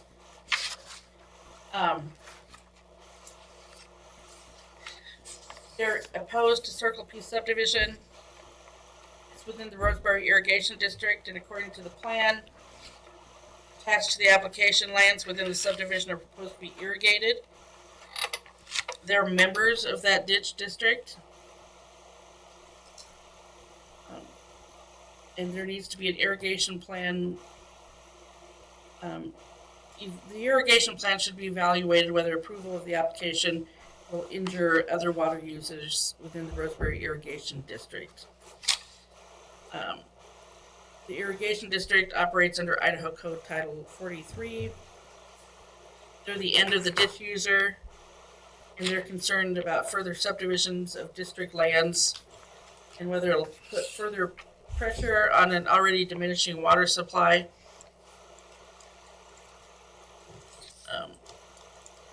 In concept, they do not oppose the subdivision.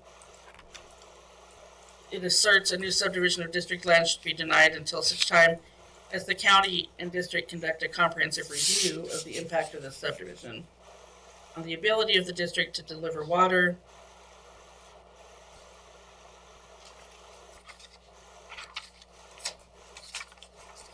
and you have the letter. We do. Yep. Thank you. And I'll show you the irrigation district maybe.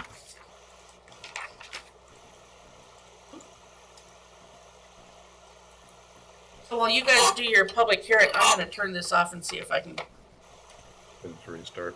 it to restart. Basically, the irrigation district goes from the Gulf Fork north about 5 miles. Most of it lies near or east of. Okay. Any other questions for Cinda at this time? Okay. Seeing none, go ahead and hear from the applicant. My name is Chip Bowers, and I'm with Dunland Surveys at 25 Cody Trail, and I'm helping George and Angela Post with this subdivision. I guess one thing I'd like to add, I think we've pretty much covered everything, is the driveway and the utilities are already built, so there won't be any new construction other than residences if the lots are sold. In regards to the letter from Forever Ranch, we're just we'll leave that up to the district and take their best advice. We did receive a copy of the bylaws. There are bylaws. We're happy to supply those if you guys like.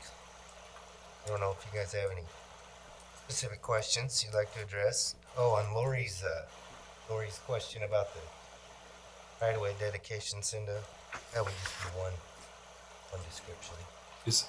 Is that the driveway? So that driveway shown on the plat, will that service all 4 lots then? So there's no other driveways accessing Barker? Well, we'd like to talk to Dan about that. You know, the option of accessing Barker Lane could be a possibility for those 2 new lots. But yeah, they could do it either way.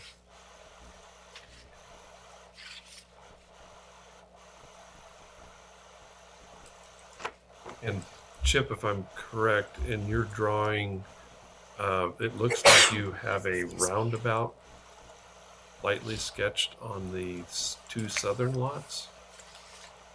Yes, Talk to me about that. that's more of a hammerhead type turnaround. The triangles kind of delineate the shape of it there instead of a cul-de-sac. Oh, okay. Originally, we did a shared driveway for the posts when they just had the 2 long parcels, and we had a cul-de-sac. So kind of just north of the 2 buildings, and the cul-de-sac ended up conflicting with the buildings, so we rearranged the driveway configuration. And that's all built. That's a big graveled area by the shop there. There's lots of room there. So the little triangle areas delineate the hammerhead turnaround? Yeah, yep. Good, thank you. I may not caught what you were saying, but the 2 north lots are going to access off of the driveway, or you're asking for an access off of Barker Lane? I'm not sure I was clear. I guess I would like to leave it as an option to do it either way. We still probably need to meet with Dan and talk about our agreement with him. But ground is flat and build it either way. But the shared driveway, it's built.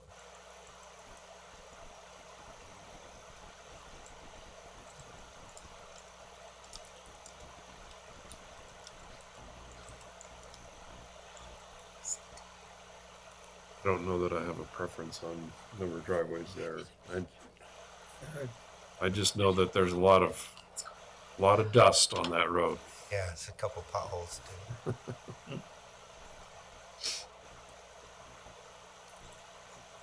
Okay, other questions for the applicant? No questions. Anything else? Okay, we'll go ahead and open the public hearing. I don't know if anybody's here to speak, but we'll find out. Is there anyone here that would like to speak in favor of the application? Is there anyone who's undecided? How about opposed? Seeing none, we'll close the public hearing, and you have a chance for rebuttal, but nobody said anything, so are you good? Okay, thank you. Bring it back to the commission for deliberations. I'm going to comment just briefly on this letter from the neighbors from, is it Forever Ranch? And I think the applicant stated it correctly. The concerns about the irrigation water and the adequacy of and delivery of water is an internal discussion that irrigation district needs to resolve. And that's the reason they have a water master, to deliver the water equitably from the head of the ditch to the tail end of the ditch. The last user. It's really not an issue for us to resolve because there's existing law that already covers that.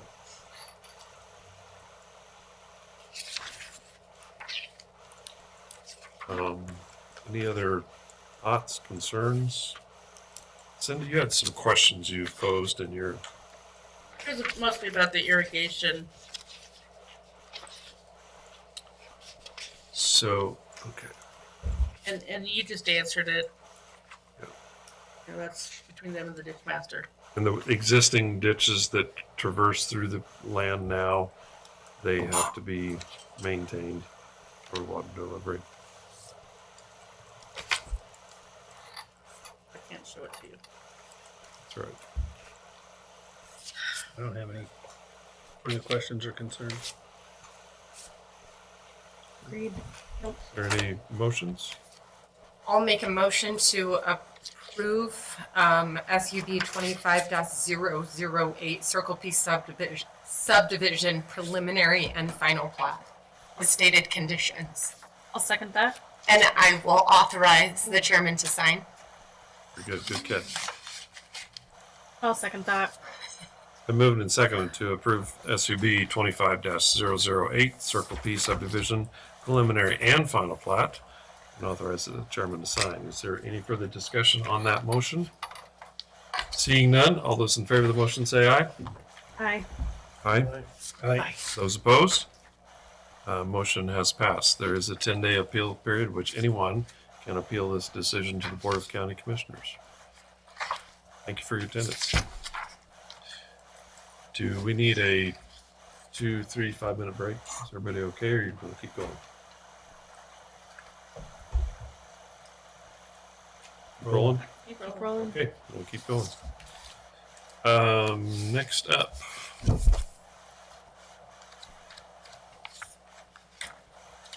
Is SUB 25-009 Wood Run Heights preliminary plat. Is there any conflicts of interest or ex parte contact?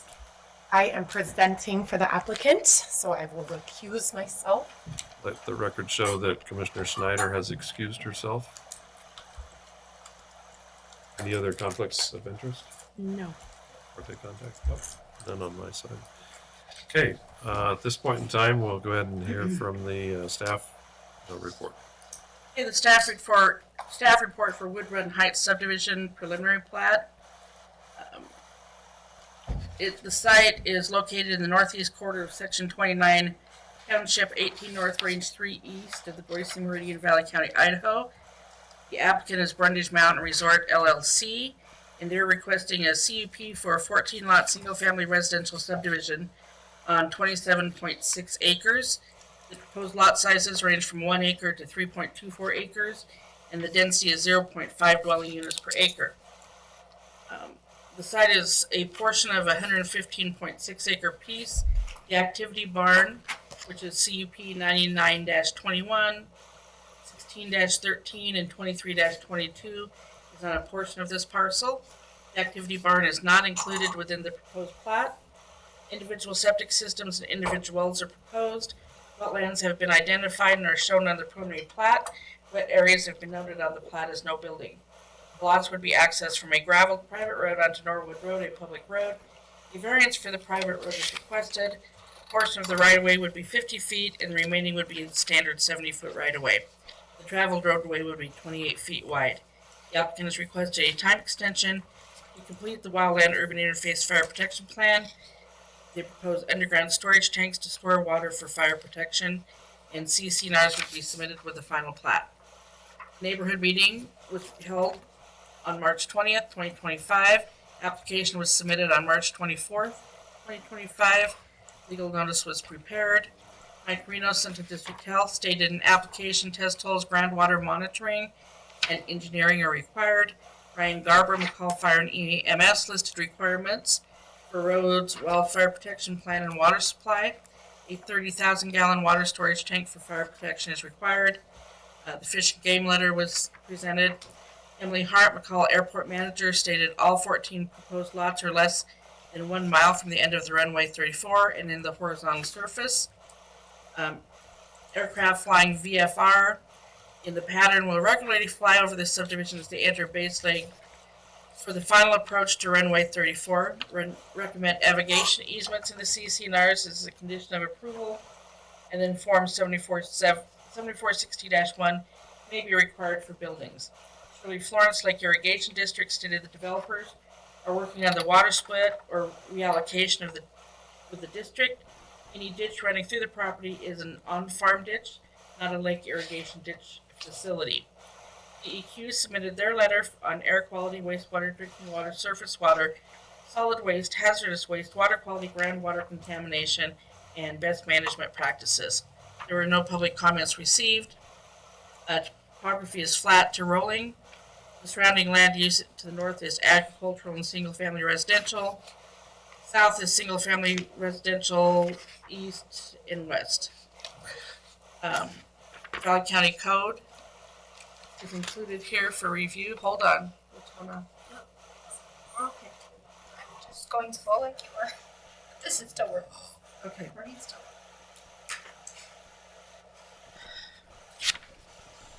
Valley County Codes were presented here for your review.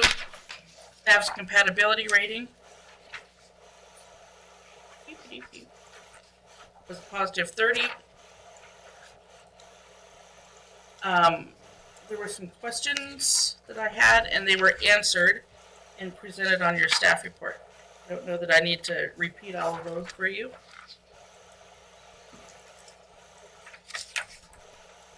You want me to? So Okay. I think we've got those in front of us Right, here. you do. Yeah. Proposed conditions of approval are the standard ones. There's nothing unique about this application except the recommendation will be a recommendation for the variance from the 70 foot to the 50 feet and also a additional length on the cul-de-sac. And that ends my staff report. But if you look up here, you can see where it comes in off of Norwood. Comes around Hammerhead. They've been working with the fire department. The wetlands are down below. Cindy, talk to us about the variance of 50 foot. It seemed to me, based on the parcel map that I saw here, is that's an existing right of way that was set at 50 feet prior to the 70 foot requirement for Valley No. County, or not? No, when this property was sold off, when Bob Crawford did what people call the McCall Ranches record or survey and sold a bunch of 20-acre pieces and things, they left this at 50 feet instead of the 70 foot for a future subdivision. Does that answer your question? It does, and then I have a follow-up question on that as well, because there obviously be some utilities go down that right of way. Does it make sense for utility placement to have the actual road surface not be centered in that right of way and offset it to one side so that there is a pathway for utilities? That would be a good question for the applicant. I'm sure that they will put those along the side of a 50-foot right-of-way with a 28 surface, so you still have 22 feet that isn't under the road. Right, but that's split between the two sides, right? Well, It's a you 32-foot never surface. center the road exactly in the right-of-way. Is it a 32-foot surface? 28, I thought. So 28. So that gives you 11 feet on each side. each side. And my question is, have we as a county ever instructed the developers to offset it to one side to allow better placement of utilities? No, but that could be part of your recommendation because the county has never approved a 50-foot right-of-way in this situation, only on steeper topography when you don't want to see the cuts and fills. You've done it on some of the, like the Red Ridge subdivisions and Blackhawk stuff and things with topography. Do they own the adjacent lands? They might own the piece here. That would be a question for the applicant. It's not part of this larger parcel though. It might decrease the size of this one if I had my map to less than 1 acre, but I'm not sure. All right. As I read the application, that was the only thing that jumped out at me is why is there a variance? Is there something? Because they only have this 50 feet associated with this parcel and it's what, 400 feet long? And then it expands back out into the 70 foot, the hammerhead here.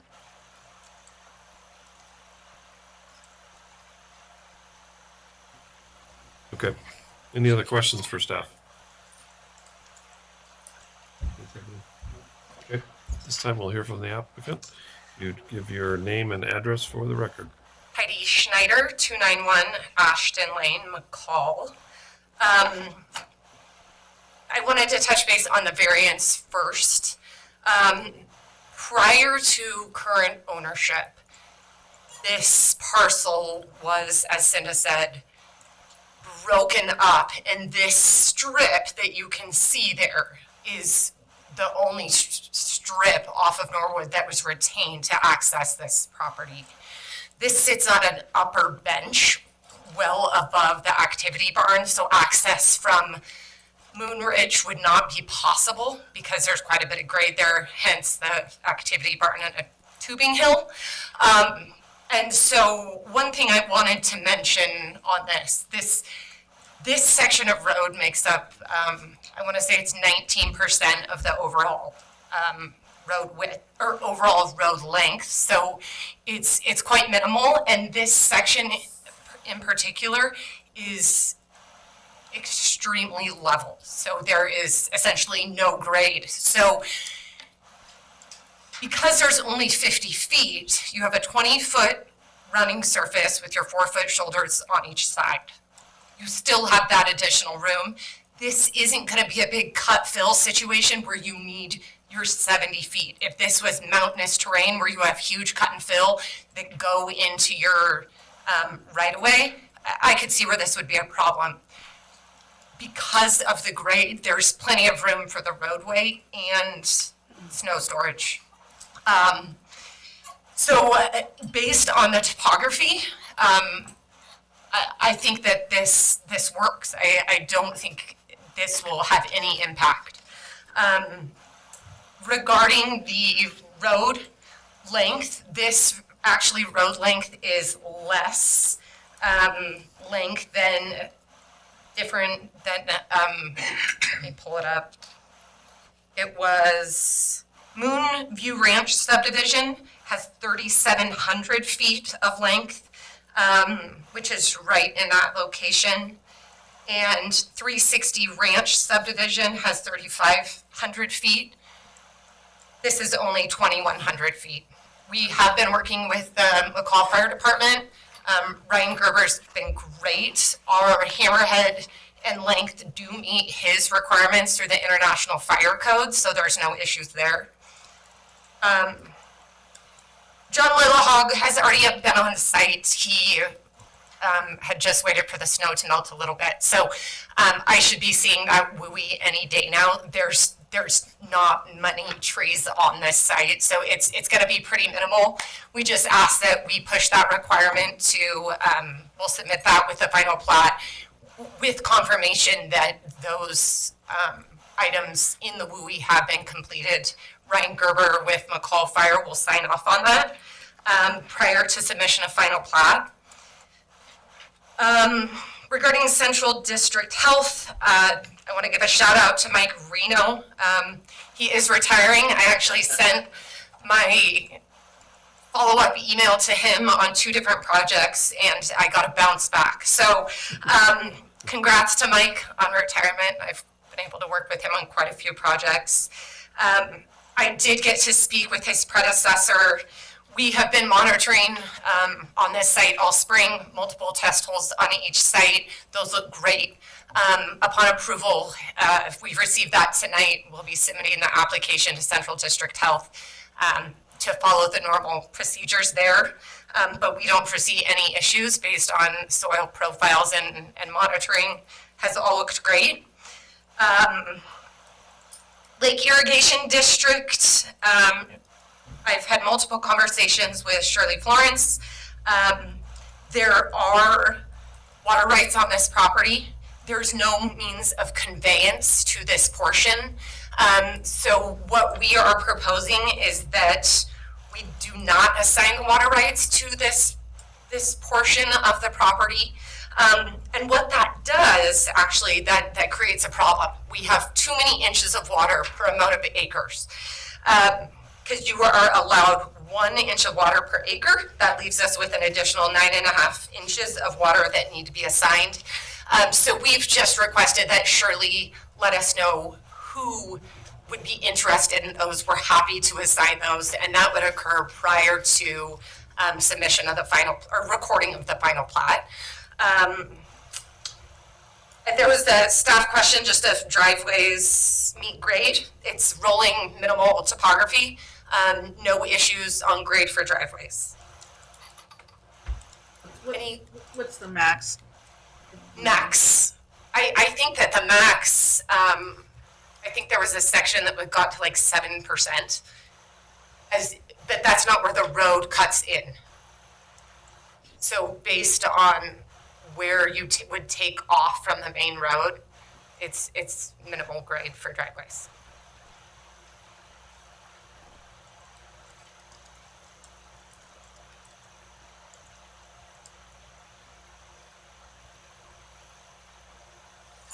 Any questions? Any questions for the applicant? And you thought it was a 7% grade max? I think, I thought it was, For that whole site, so Right. a driveway's not even gonna be at 7%. right. And I don't know if it was in this application or another one that we had tonight. I did read that the fire code is a 8% max. I know that came up in a previous discussion, so. It is, Chairman, but the fire departments are getting quite concerned about some of the steeper topography that they can't get the fire trucks up, Right. especially if there's a switchback in order to maintain that lower grade. I was surprised that a 30,000 gallon storage tank for fire isn't the normal like 10,000. Not for McCall. McCall's. Correct, and it was, I forget what the threshold number was, but we were over that threshold that would drop us back to a 15,000 gallon. We might do 2 15,000 gallons. We just have to, now that the snow's melted, and surveyors flagged it, we'll be able to go out and see where we want to, have those sit. Ideally, we have a 15,000 gallon on one end and one on the other end, or we have a 30 that's in a general location. Fire department didn't have any concerns with that, where we placed it, because there's access. And will you show the placement of those on the final plat? Correct. Okay. Yep. Heidi, the fire department didn't have any issues with the 50-foot variance instead of 70. No, so that was one of the reasons I first went to speak with Ryan Gerber, who's been fantastic, by the way. And he didn't have an issue with that, as long as we had adequate turnarounds and adequate water storage. And as it sits right now, the Hammerhead exceeds the requirements of the International Fire Code. One of the questions I asked staff before we had the hearing is the portion that's 50 feet. Yes. Does the same landowner own the piece to the north? No, they do not. So, and just to remind the P and Z Commission, Tamarack, all of Tamarack's rights of way are 50 feet. So Within it is there. possible to get a road in there. Oh, yeah. Yeah, it's possible. Okay, any other questions for the applicant? Thank you for your presentation. Is there anyone who would like to speak in favor, opposition, or undecided for this application? Since I don't see anyone else in the audience. Next time, we'll make sure you get about 4,000 people that you can speak in front of. Good training, right? Okay, at this point in time, if we'll close the public hearing unless you want to rebut anything that was not said. Bring it back to the commission for deliberation.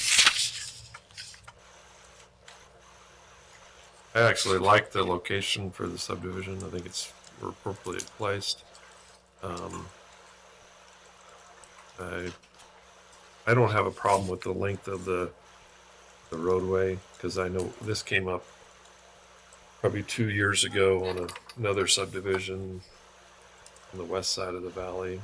We just basically had them build the same type of hammerheads turnarounds.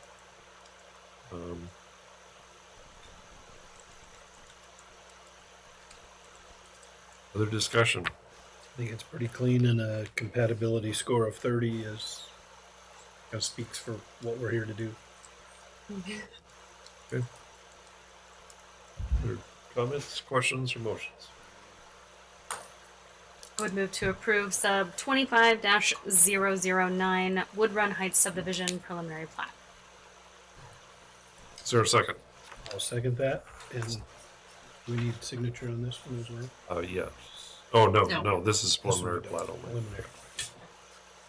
Preliminary. Okay, there's a motion and a second to approve SUB 25-009 Wood Run Heights subdivision. Any further discussion on that motion? Seeing none, all those in favor of the motion say aye. Aye. Aye. Aye. Those opposed? And motion has passed. There is a 10-day appeal period of which anyone can appeal the decision of the P&Z Commission to the Board of County Commissioners. I add something here as a training moment. Yes. Typically, the rights of ways are continued to the adjacent property, but this one would have gone nowhere. So, so that for future circulation through the county.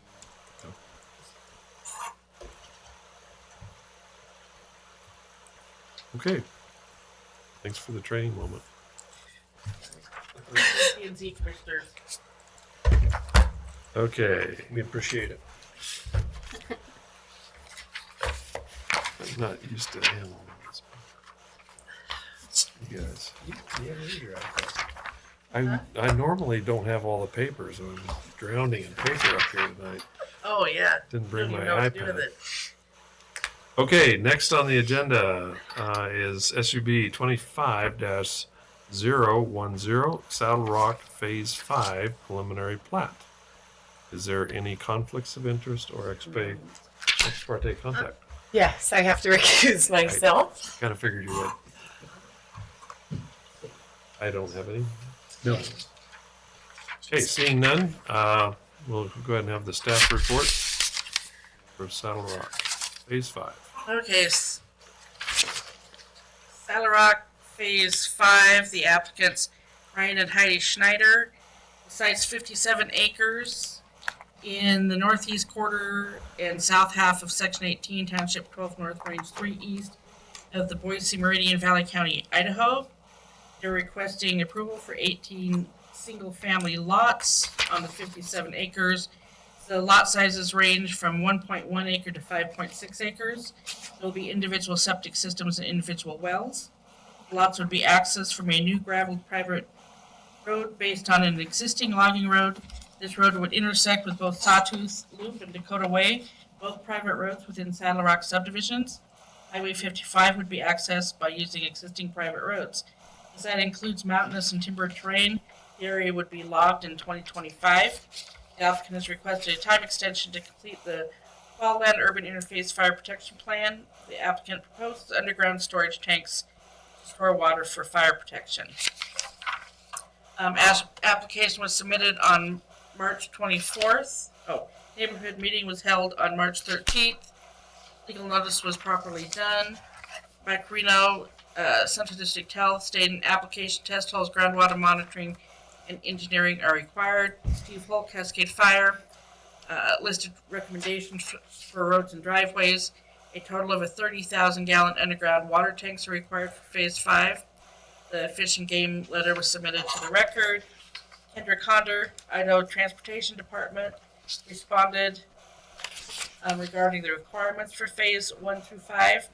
A northbound left turn lane at Chalice Lane and Highway 55 is required after build out of phases 1 through 3 and upon completion of 8 homes in phase 4. A northbound left turn lane at Saddle Rock Drive and Highway 55 is required after build out of phases 1 through 4 and before the start of phase 5. And turn lanes may be constructed at any time but are not required until there are 48 residences that have been constructed. An encroachment permit is required upon the 48th residence. Megan Myers, Valley County Communications Supervisor, and Lori Frederick have no issues with the proposed road name Lasso Loop. Emily Hart, McCall Airport Manager, has no airport-related concerns, and DEQ submitted their typical letter. The site is mountainous and rolling topography, and it's mostly timbered. To the north is timber, south and east are residential subdivisions, and to the west is timber. Staff's listed parts of the Valley County Code. Staff's compatibility rating was a positive 19.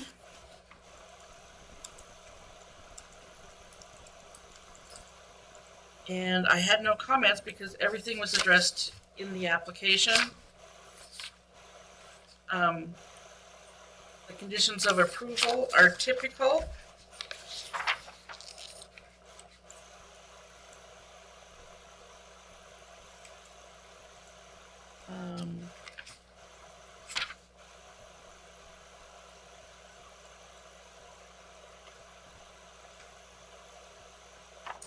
And then Exhibit 1.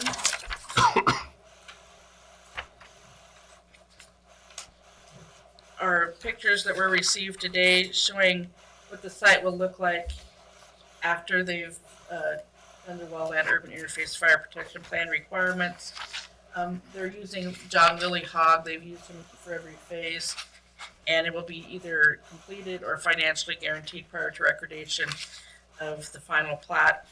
And then she also submitted John Lilly Hogg's letter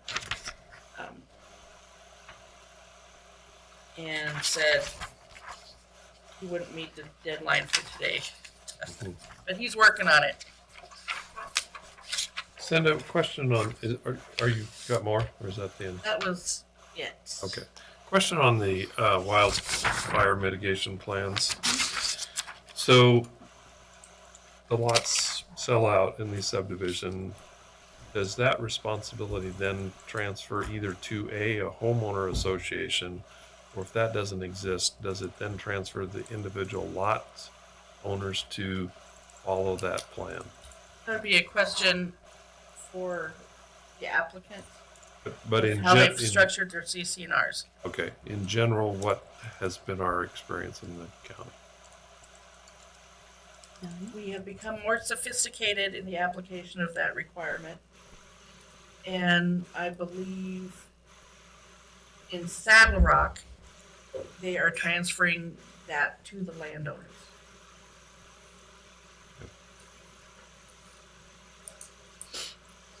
Okay. But Heidi should be able to answer that. I know that it's an issue. I know that John and other members of the Wildland Urban Interface Fire Protection Group are concerned that, yes, they have a plan, they implement the plan, but what is the long-term maintenance? And that should be addressed in the CC&Rs so that that goes to the homeowners. They should have all have a vested interest in actually carrying that out, because if you have one bad actor as a neighbor there that's not doing that work, that becomes a hazard for adjacent landowners. Right, so maybe people should change up their CC&Rs for HOAs to be able to enforce it. And number 20 on your conditions about the cluster box for the postmaster. Yes, Is that something that Cascade is doing as well? yes. Yep. They're trying to get away from people having post office boxes or the individual. And on private roads, they won't deliver in interior. So if the subdivider, the developer will set up these cluster box areas, then they can pull in, deliver the mail in, and pull out. So then there's no PO box fee associated with that for the users of that box. And then they don't have to run around subdivisions and deliver mail and that type of thing. Other questions for staff?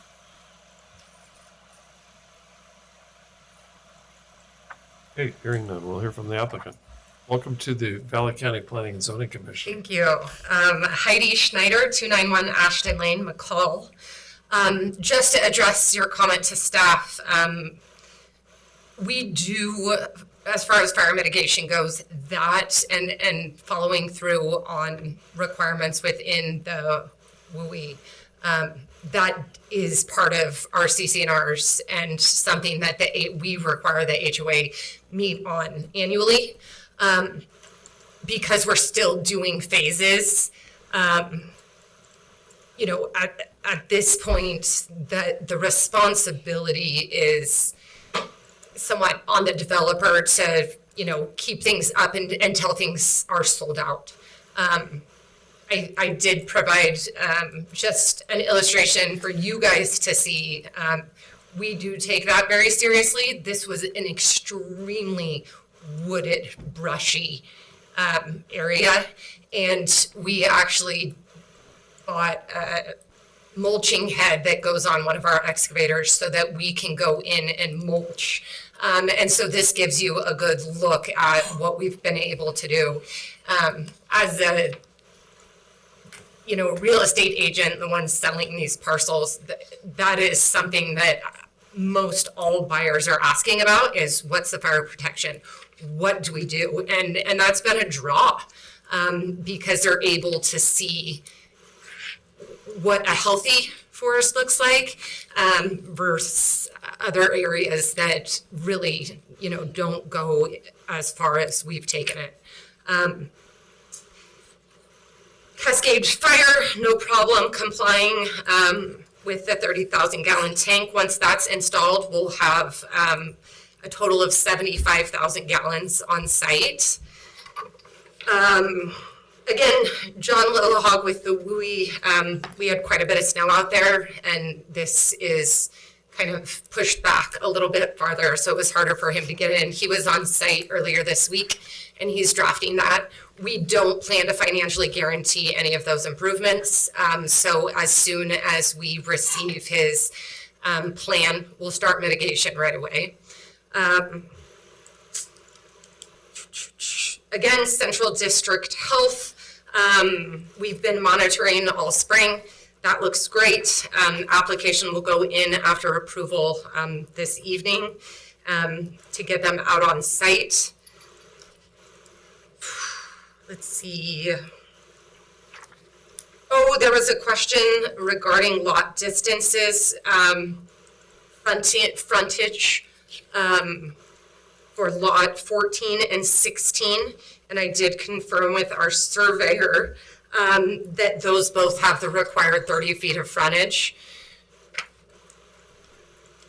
I think that's it. Our CCNRs will, the way that we've handled phases 1 through 4, those phases, we have our master CCNRs and our master road maintenance agreement, and we just essentially annex in these additional phases so that they're all encompassed in that one agreement. Any questions? Questions for the applicant? One quick question from ITD on their letter. It talks about turn lanes constructed may be constructed at any time, but are required after the 48th residence has been built. Correct. What's the count at today? There's only, there's one build that's finishing, and I think that there's 3 building permits of homes that will be constructed this summer. So, you know, we're a little ways out here. Yeah. And, you know, we're working hand in hand with the ITD, and we'll give them an annual update as to where we're at with residences and build permits. Linda? So, and that's the condition I didn't bring up.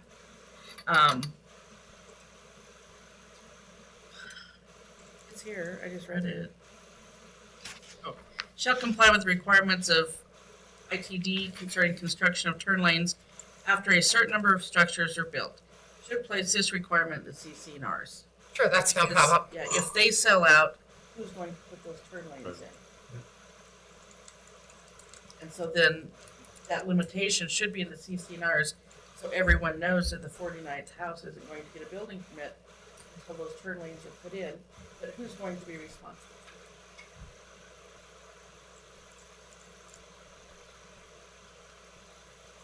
It's a bit interesting after, like, who is it the original developer or is it going to be the, Well, the applicant has stated that they're going to be in it that long in the input I think that's where, you know, as we work with ITD, we went out when we wanted to do additional phases.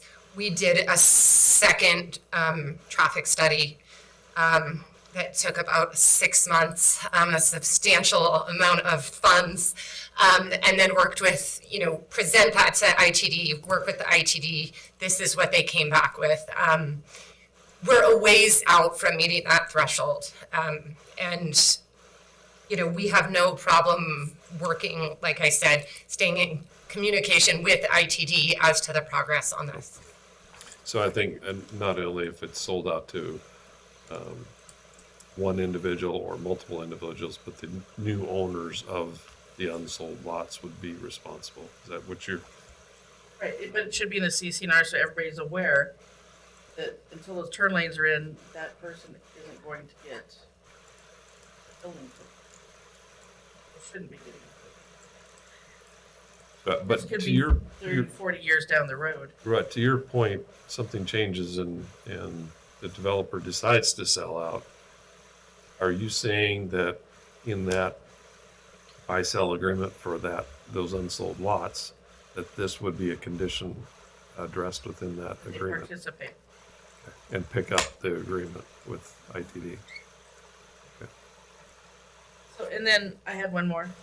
Yes, yes. I don't know why it wasn't in here, but if you look at the wetlands, which you can't see on there, I wanted to know if the road at this location, I believe it's this location, crosses wetlands. Correct, yes. So there's, and that was number 4 that I missed. I apologize. County GIS shows that there's wetlands. It's minimal.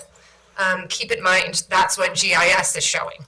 So we do plan to work with consultants to delineate that. If there are wetlands, we'll obviously be working with the Army Corps. There's existing logging roads throughout this. So, you know, there's areas that this is crossed that are existing from old, who knows when. And so, you know, really, I'm not sure how accurate the wetlands, you know, mapping is in this sense. But again, we will work with consultants to confirm and delineate those wetlands. If there's wetlands, we'll work with the Army Corps on permitting. Okay. Other questions for the applicant? Seeing none, we'll go ahead and hear from the public. Again, is there anyone that is in favor, opposed, or undecided? Again, let the record show that no one has been recognized to testify. And we'll go ahead and bring it back to the commission for deliberation.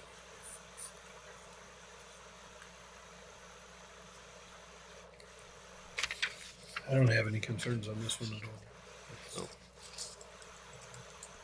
Questions or deliberations? I think it's a great place. I mean, I know we've had discussions in this commission about locations of subdivisions and whatnot.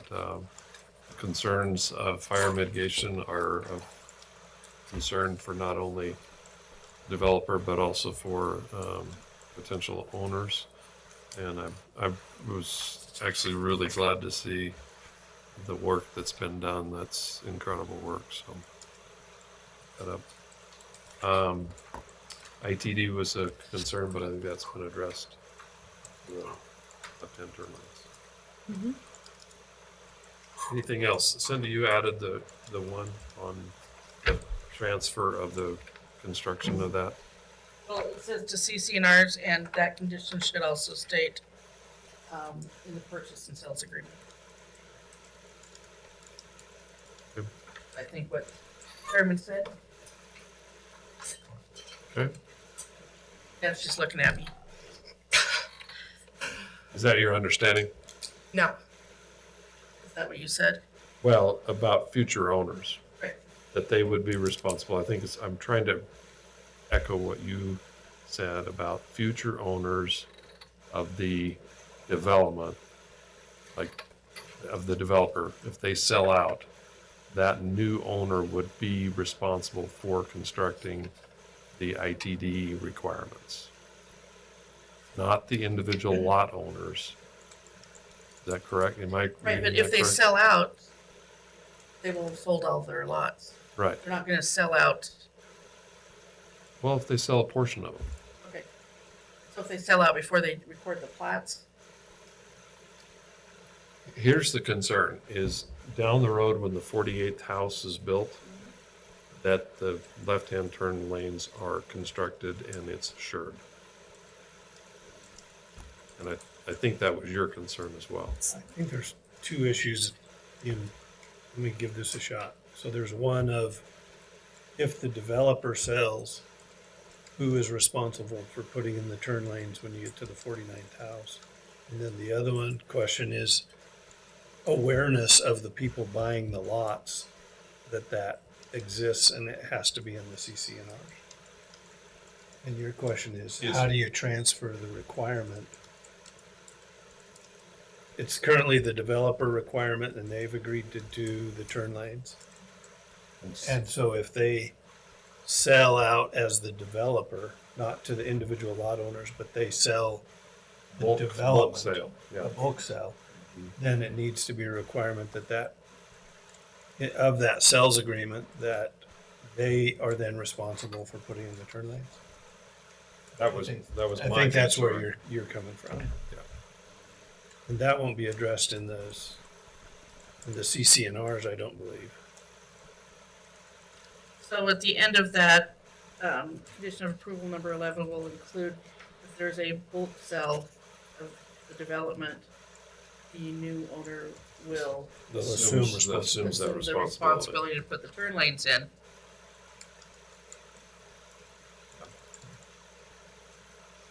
That was my. It's not on the individual lot sales and purchase agreement. It's on if it's in the developer does a bulk sell. Okay, that works. Did I cover what you were after? Yeah, Okay. that's exactly what I was after. Okay, so we have the additional condition of approval. Is there any further discussion or motions?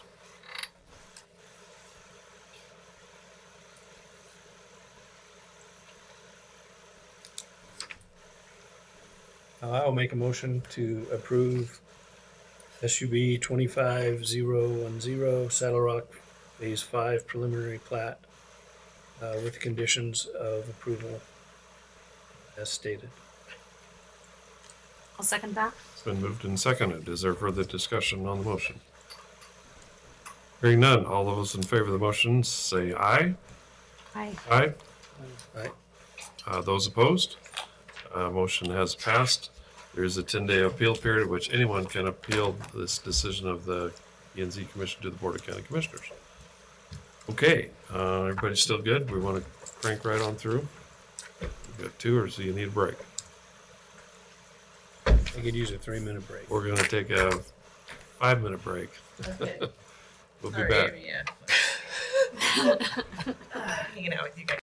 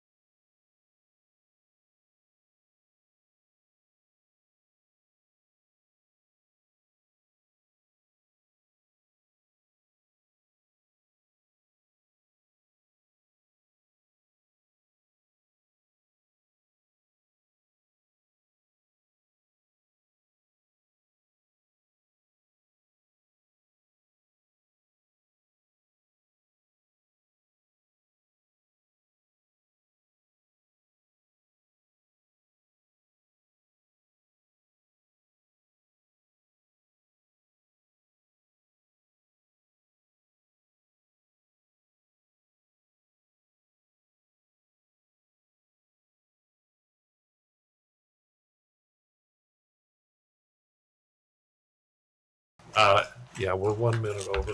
Come on, go. Nice to talk with you. Have a good night. Yeah. I'm like this. Okay. That's not We'll possible.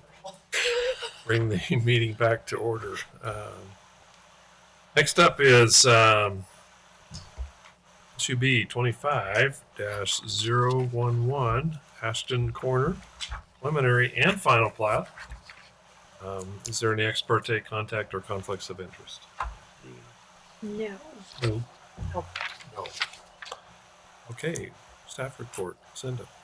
So Ashton Corner subdivision preliminary and final plat. The applicant is David John Carey II, being represented by Amy Holm. This is the northeast corner of the intersection of Farm to Market Road and Ashton Lane. It's 4.5 acres and is being split into two pieces. One will be 2.12 acres and one will be 2.13 acres. There'll be individual septics and wells. The wetland area is marked as no building on the plat. The lots will be accessed from a shared driveway onto Ashton Lane, a public road. The road right-of-way will be dedicated along Farm to Market and Ashton Lane. The remainder of the parcel is subject to a conservation easement. A neighborhood meeting was not required for a two-lot subdivision. Application was submitted March 24th. Legal notice was prepared. Mike Carino stated in application, test holes, groundwater monitoring, and engineering are required. McCall Fire and EMS listed requirements for the driveway. The cadastral specialist reviewed the final plat and found just one minor error. It needs to be fixed. The Fish and Game letter was submitted. DEQ standard letter was received. Public comments received none. The area is flat with some scattered trees. It's surrounded by single-family residential uses and agricultural. The Valley County codes are listed for your review. Staff's compatibility rating was a positive 25. Comments, it's in the McCall Fire District, Water District 65D, Boulder Meadows Irrigation District, and a HERD District. The plat states that no irrigation water will be provided. The plat states there shall be no further subdivision of any lot depicted on this plat, as provided in the general declaration without prior approval of the health authority in Valley County. The applicant has proposed transfer of right-of-way along both Farm to Market and Ashton Lane, and then the draft CCNRs 3.1 state that rentals of less than 30 days are not allowed voluntarily.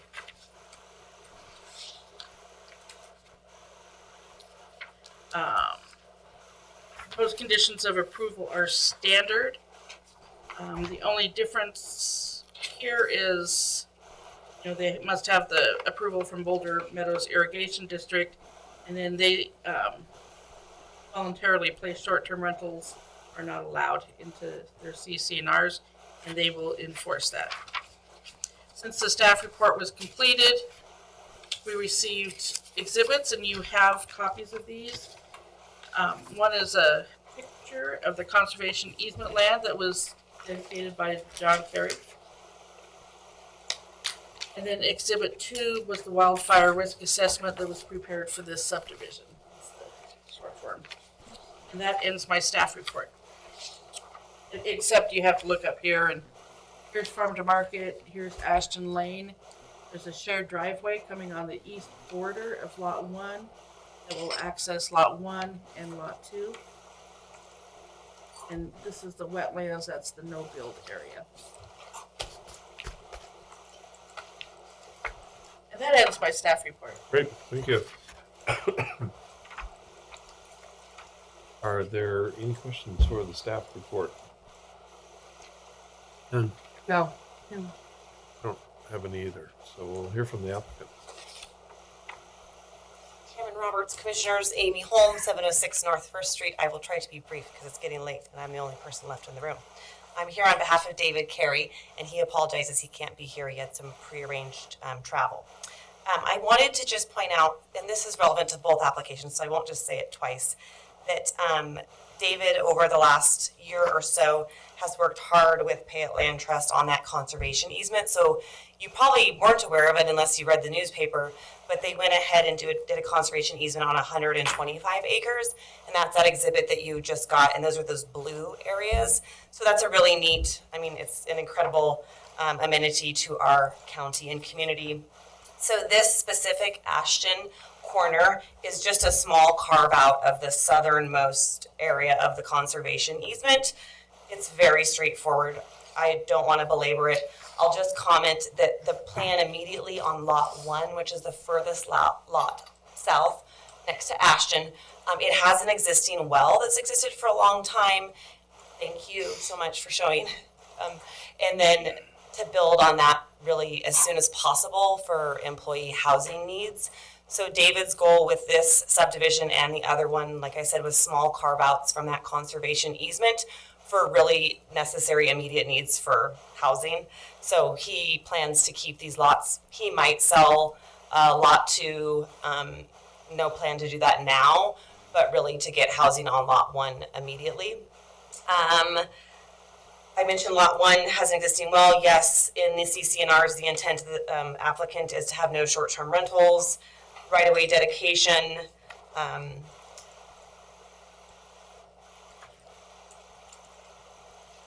The shared access will also include driveway and utilities, and we may do shared well. Actually, that's still kind of in the works, so we would reserve that ability to do a shared well, which we've talked about with your body and the Board of County Commissioners liking that idea, so that might work here. I'll stand for any questions. Any questions for the applicant? I do appreciate the shared driveway coming off of the lesser of the main arterial roads, so thank you. I'm going to go ahead and open the public hearing. Since there is no one in the room, I don't think there's anyone to testify or in support, opposition, or undecided, so we're going to go ahead and close the public hearing, bring it back for deliberations. What is your thoughts? Are there motions? I think once again, the compatibility score shows this to be a very positive and pretty straightforward subdivision from everything I can see. Is that in the form of a motion? I'll make it one if you'd like. I'll make a motion that we approve subdivision 25-011 Ashton Corner subdivision, preliminary and final plot, and approve authorized signature. I'll second that. Been moved and seconded to approve SUB 25-011 Ashton Corner subdivision.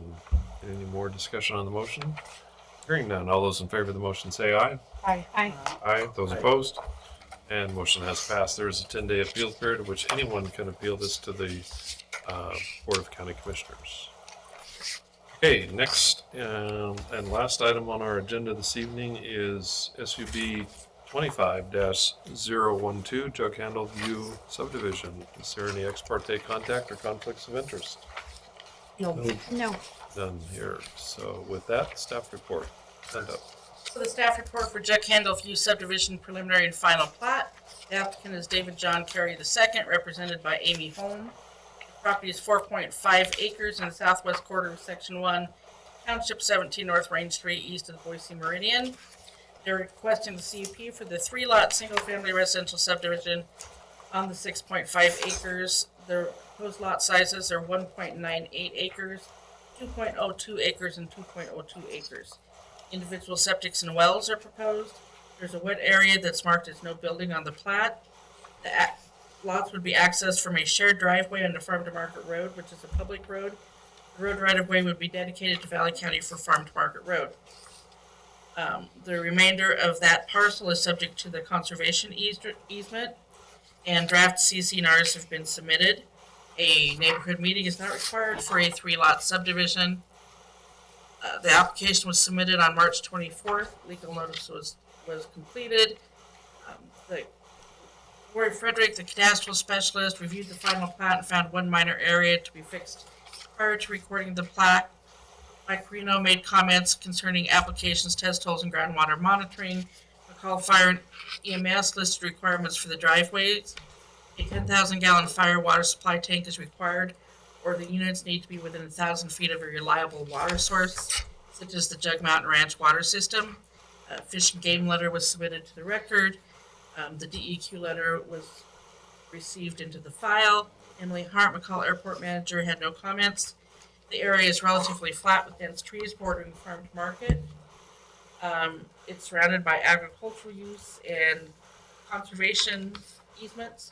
There's a home to the north and homes to the west. Different areas of the Valley County Code were listed here. Staff compatibility rating was a positive 24. The plat states no irrigation water will be provided. The plat states there will be no further division of lots depicted on the plat, just the typical notes. Applicant has proposed transfer of right-of-way along farm to market, and then they will prohibit short-term rentals in the CC&Rs. Again, the proposed conditions of approval are the typical ones, and they have voluntarily prohibited short-term rentals within their subdivision.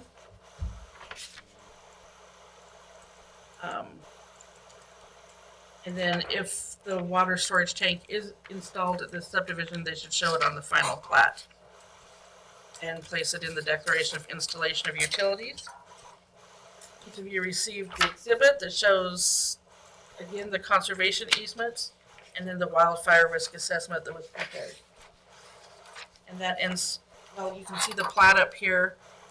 Here's the shared driveway, comes in, accesses all three of the lots so that there will only be one entrance onto farm to market.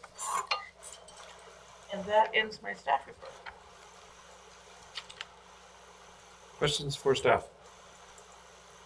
Cinda, why is there a requirement for a tank on this one and not on the previous application? The other one was 2 lots and this one's 3. And when you cross that threshold, then they require it, and or We just rely on the fire department to tell us.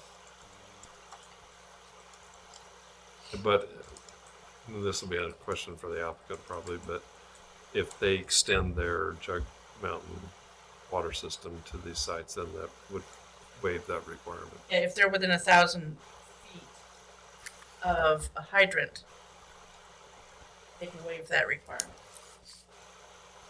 I don't have a map to show Yep. how far it is from Jug Mountain. All right, thank you. Any other questions? Cinda? Seeing none, we'll go ahead and open the public hearing, hear from the applicant. Chairman Roberts, Commissioners, Amy Holmes, 706 North First Street, here on behalf of David Carey. We'll just reiterate the things I said before, but just add a couple based on your questions and a couple things. And I mentioned this earlier, or I forgot to mention this earlier. Of course, we'll fix those clerical errors. Things are going well with perk testing, so we're ready to move on that on both Ashton and Jug Handle View. Related to the requirement from McCall Fire, I grabbed Ralph in the hallway and said, "Hey, Ralph, what about this?" So we're sure hoping that they're going to be within 1,000 feet of the existing Jug Mountain Ranch system, because obviously putting in a 10,000 gallon tank for 3 lots is quite a cost. I think it is what it is, unless there's some ability to ask for some kind of a variance on it. We did, on a subdivision like this, we don't have to do a full fire plan. David did meet with John Lillyhog, and then we did that short form for the fire plan. So the area, I mean, you all know Jug Mountain Ranch well and what that is like. This is adjacent to that conservation easement, as Cinda described, the neighboring properties. There are some trees in this area that would be removed. You know, thank you. Yeah. So that's something that we're going to have to work on. And David isn't here, so I can't just ask him, are we in with 1,000 feet? But I sure hope we are. On the driveway, David did meet with Dan and Jeff McFadden, and they talked about the driveway, which the county wanted to be directly opposite Bella Vista Court on the west side of Farm to Market. So they did align that, I believe. Lori's, yes, okay, so we did do that. That was good. Same comments as before. This is pretty straightforward. The applicant is deciding no short-term rentals here, and again, they're larger lots. The idea here is low impact on adjacent landowners. There are folks who have lived in this area for a long time. I do think that the fact that there's not opposition, I realize there's also not support for it, but just shows the type of land use that David Carey's known for doing, and this conservation easement, I think, was very well received by folks. So the only question on the condition would be that specific condition related to that tank. And as written, I believe it says if installed. So that does give us some leeway, and I'm probably fine with it as written, but I was a little surprised to see that requirement on the 3-lot subdivision.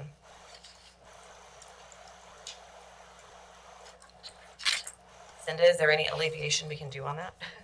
No, we always enforce what the fire department wants. But if it's not within that 1,000 feet and you do have to install the tank, you want it placed on the plat. Is what that note's all about. Oh, right. That brings up a really good point.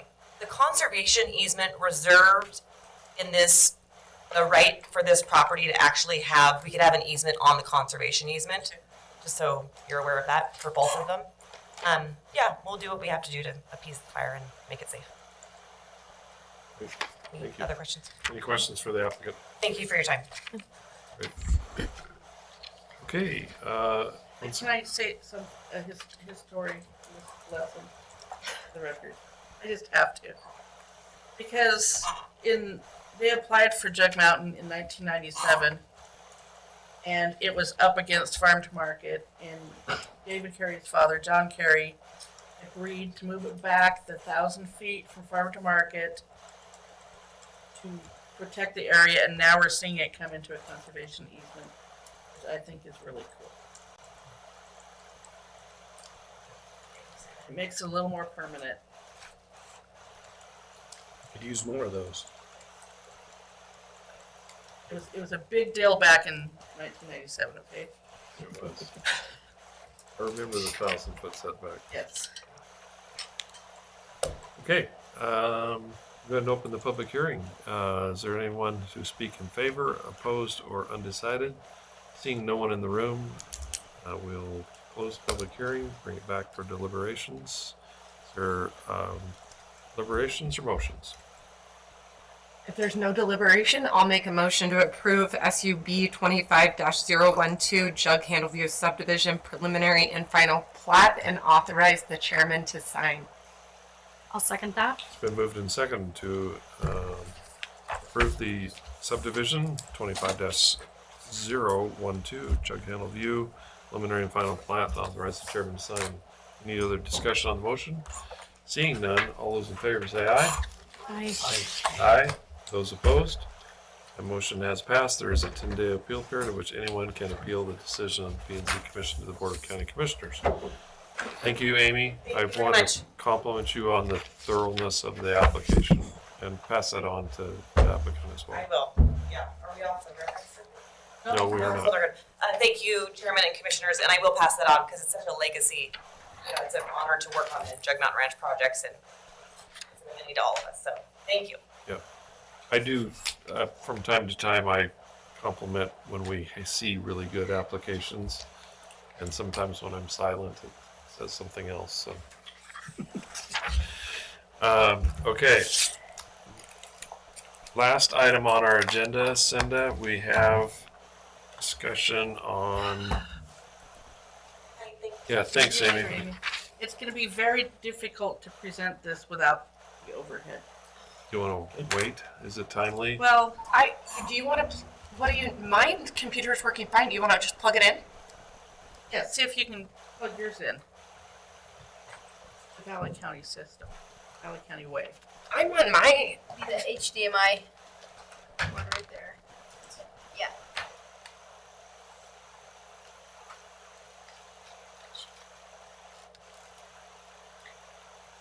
There we go. Do you take it to a state drive? I don't know anything about that. Yeah, state drive. Actually, I bet she's on an external, and the HDMI is only to the projector. So probably didn't. You might have to get rid of the just DR. It doesn't like direct. Okay, this item is, for the public record, is a Ponderosa Estate subdivision, lot 67.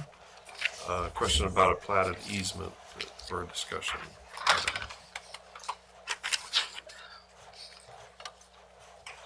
If I can, I think you all have a letter from Idaho Power as well.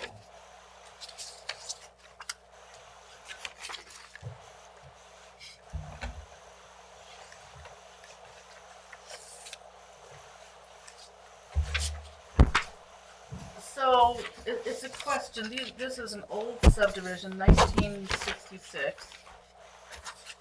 Not that old. But, um, Pretty old. Careful. yeah. Anyway, you'll see this area here, and it's got this 50-foot easement. This is shown 50-foot easement. It really doesn't say what that easement is for, because when you look at the plat, utility easements are a solid line with dashes. This one is not. It's dashed lines on both sides.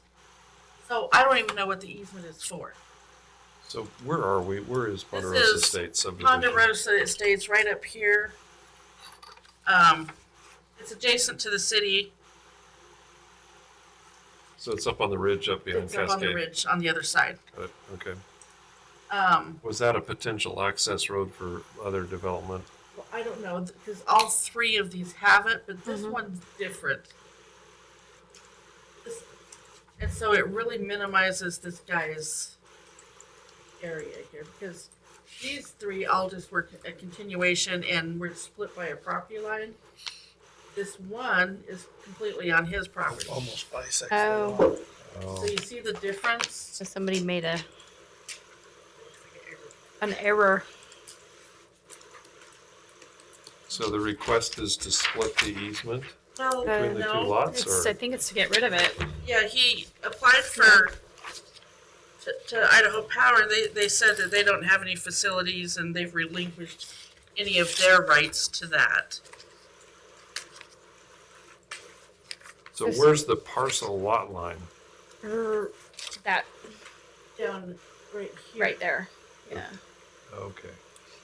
So the owner of lot 67 owns the easement.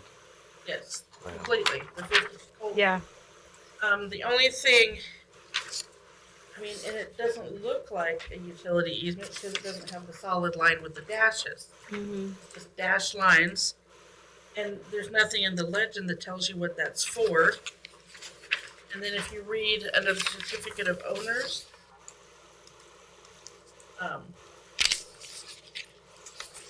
it says the streets are dedicated to the use of the public. And easements indicated on the plat are not dedicated to the public, but the right to use easements is hereby reserved for public utilities. So with Idaho Power not wanting to use that easement, even if it was a designated utility easement. So the guy wants to do something with his property. You want him to go through the formal vacation application. I mean, that's a $500 application. A public hearing, one between you and them, or do you want to try to interpret what this easement is for? It looks like they intended it to be the continuation of the road. Well, back in the day, so if there was fire on, let's say, Lakeview Drive, all these residents couldn't get out, so that would be an act. Back in the day, they'd put those in so you can get out. There's an alternate way of getting out of the neighborhood through fire, wetland fire. So If a road was constructed. So what's adjacent to this line? What's further north of that? Okay, well, I can show you on Otherwise, you're just Heidi's computer. trapped. So they put those in a long time ago. Trees. So in this case, it was. Is that a large acreage parcel behind it? Who's the landowner? Duke Properties. What's the acreage? It's that 555 acres that's for sale is part of that one. That particular one is like 21 acres. I'll show you where it's at. It's right on the border with the city. Okay. Got it. And all of these subdivisions down here have the same thing. This is the only one that has that 50 foot completely on the lot. Everything else is split by property lines. It's just a strange one. And it's somewhat onerous the way it goes through the middle of his lot. Let me find another one.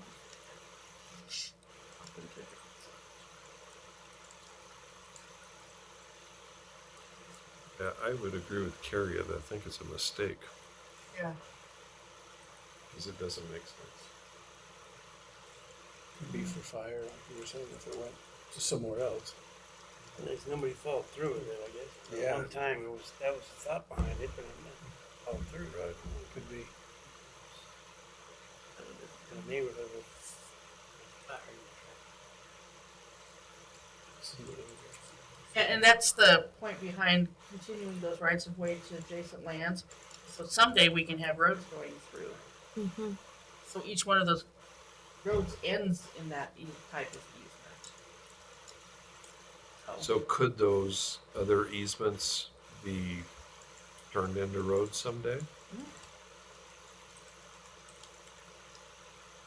Yeah, because those ones go up the property lines.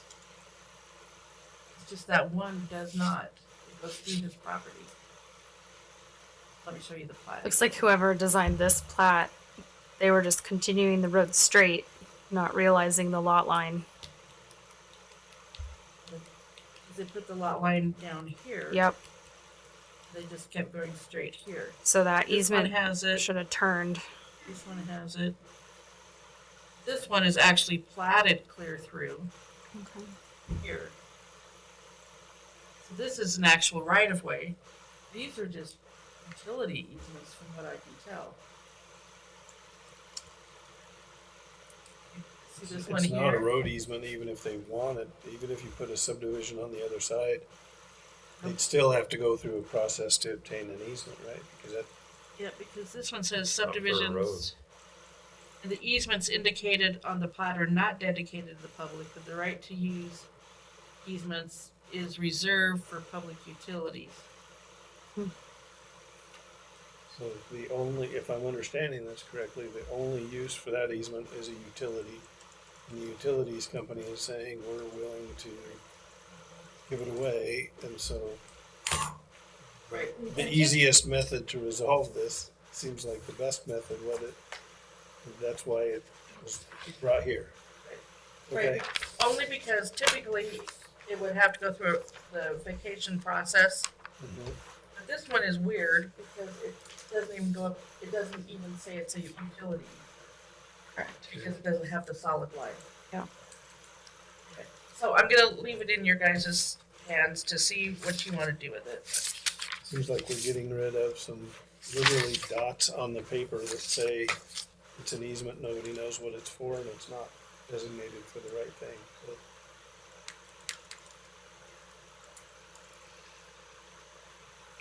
I would agree. I don't know what we do about it. So, can we, so is our, we make a motion to allow the easement to be relinquished without We'd have to make public a hearing? recommendation to the Board of County Commissioners. No, wouldn't that's we? if it's an official vacation. If you don't, okay, so Commissioner Potter is saying it's not an easement because there isn't a solid line with dashes. So these are just dashes that don't really have a purpose. Because it's not identified as any kind of an easement or any kind of a right of way. Because it doesn't follow this Nothing in the- note here. Nothing in the legend that tells you what it is. Nothing in the legend that tells you what it is. It's just dashes.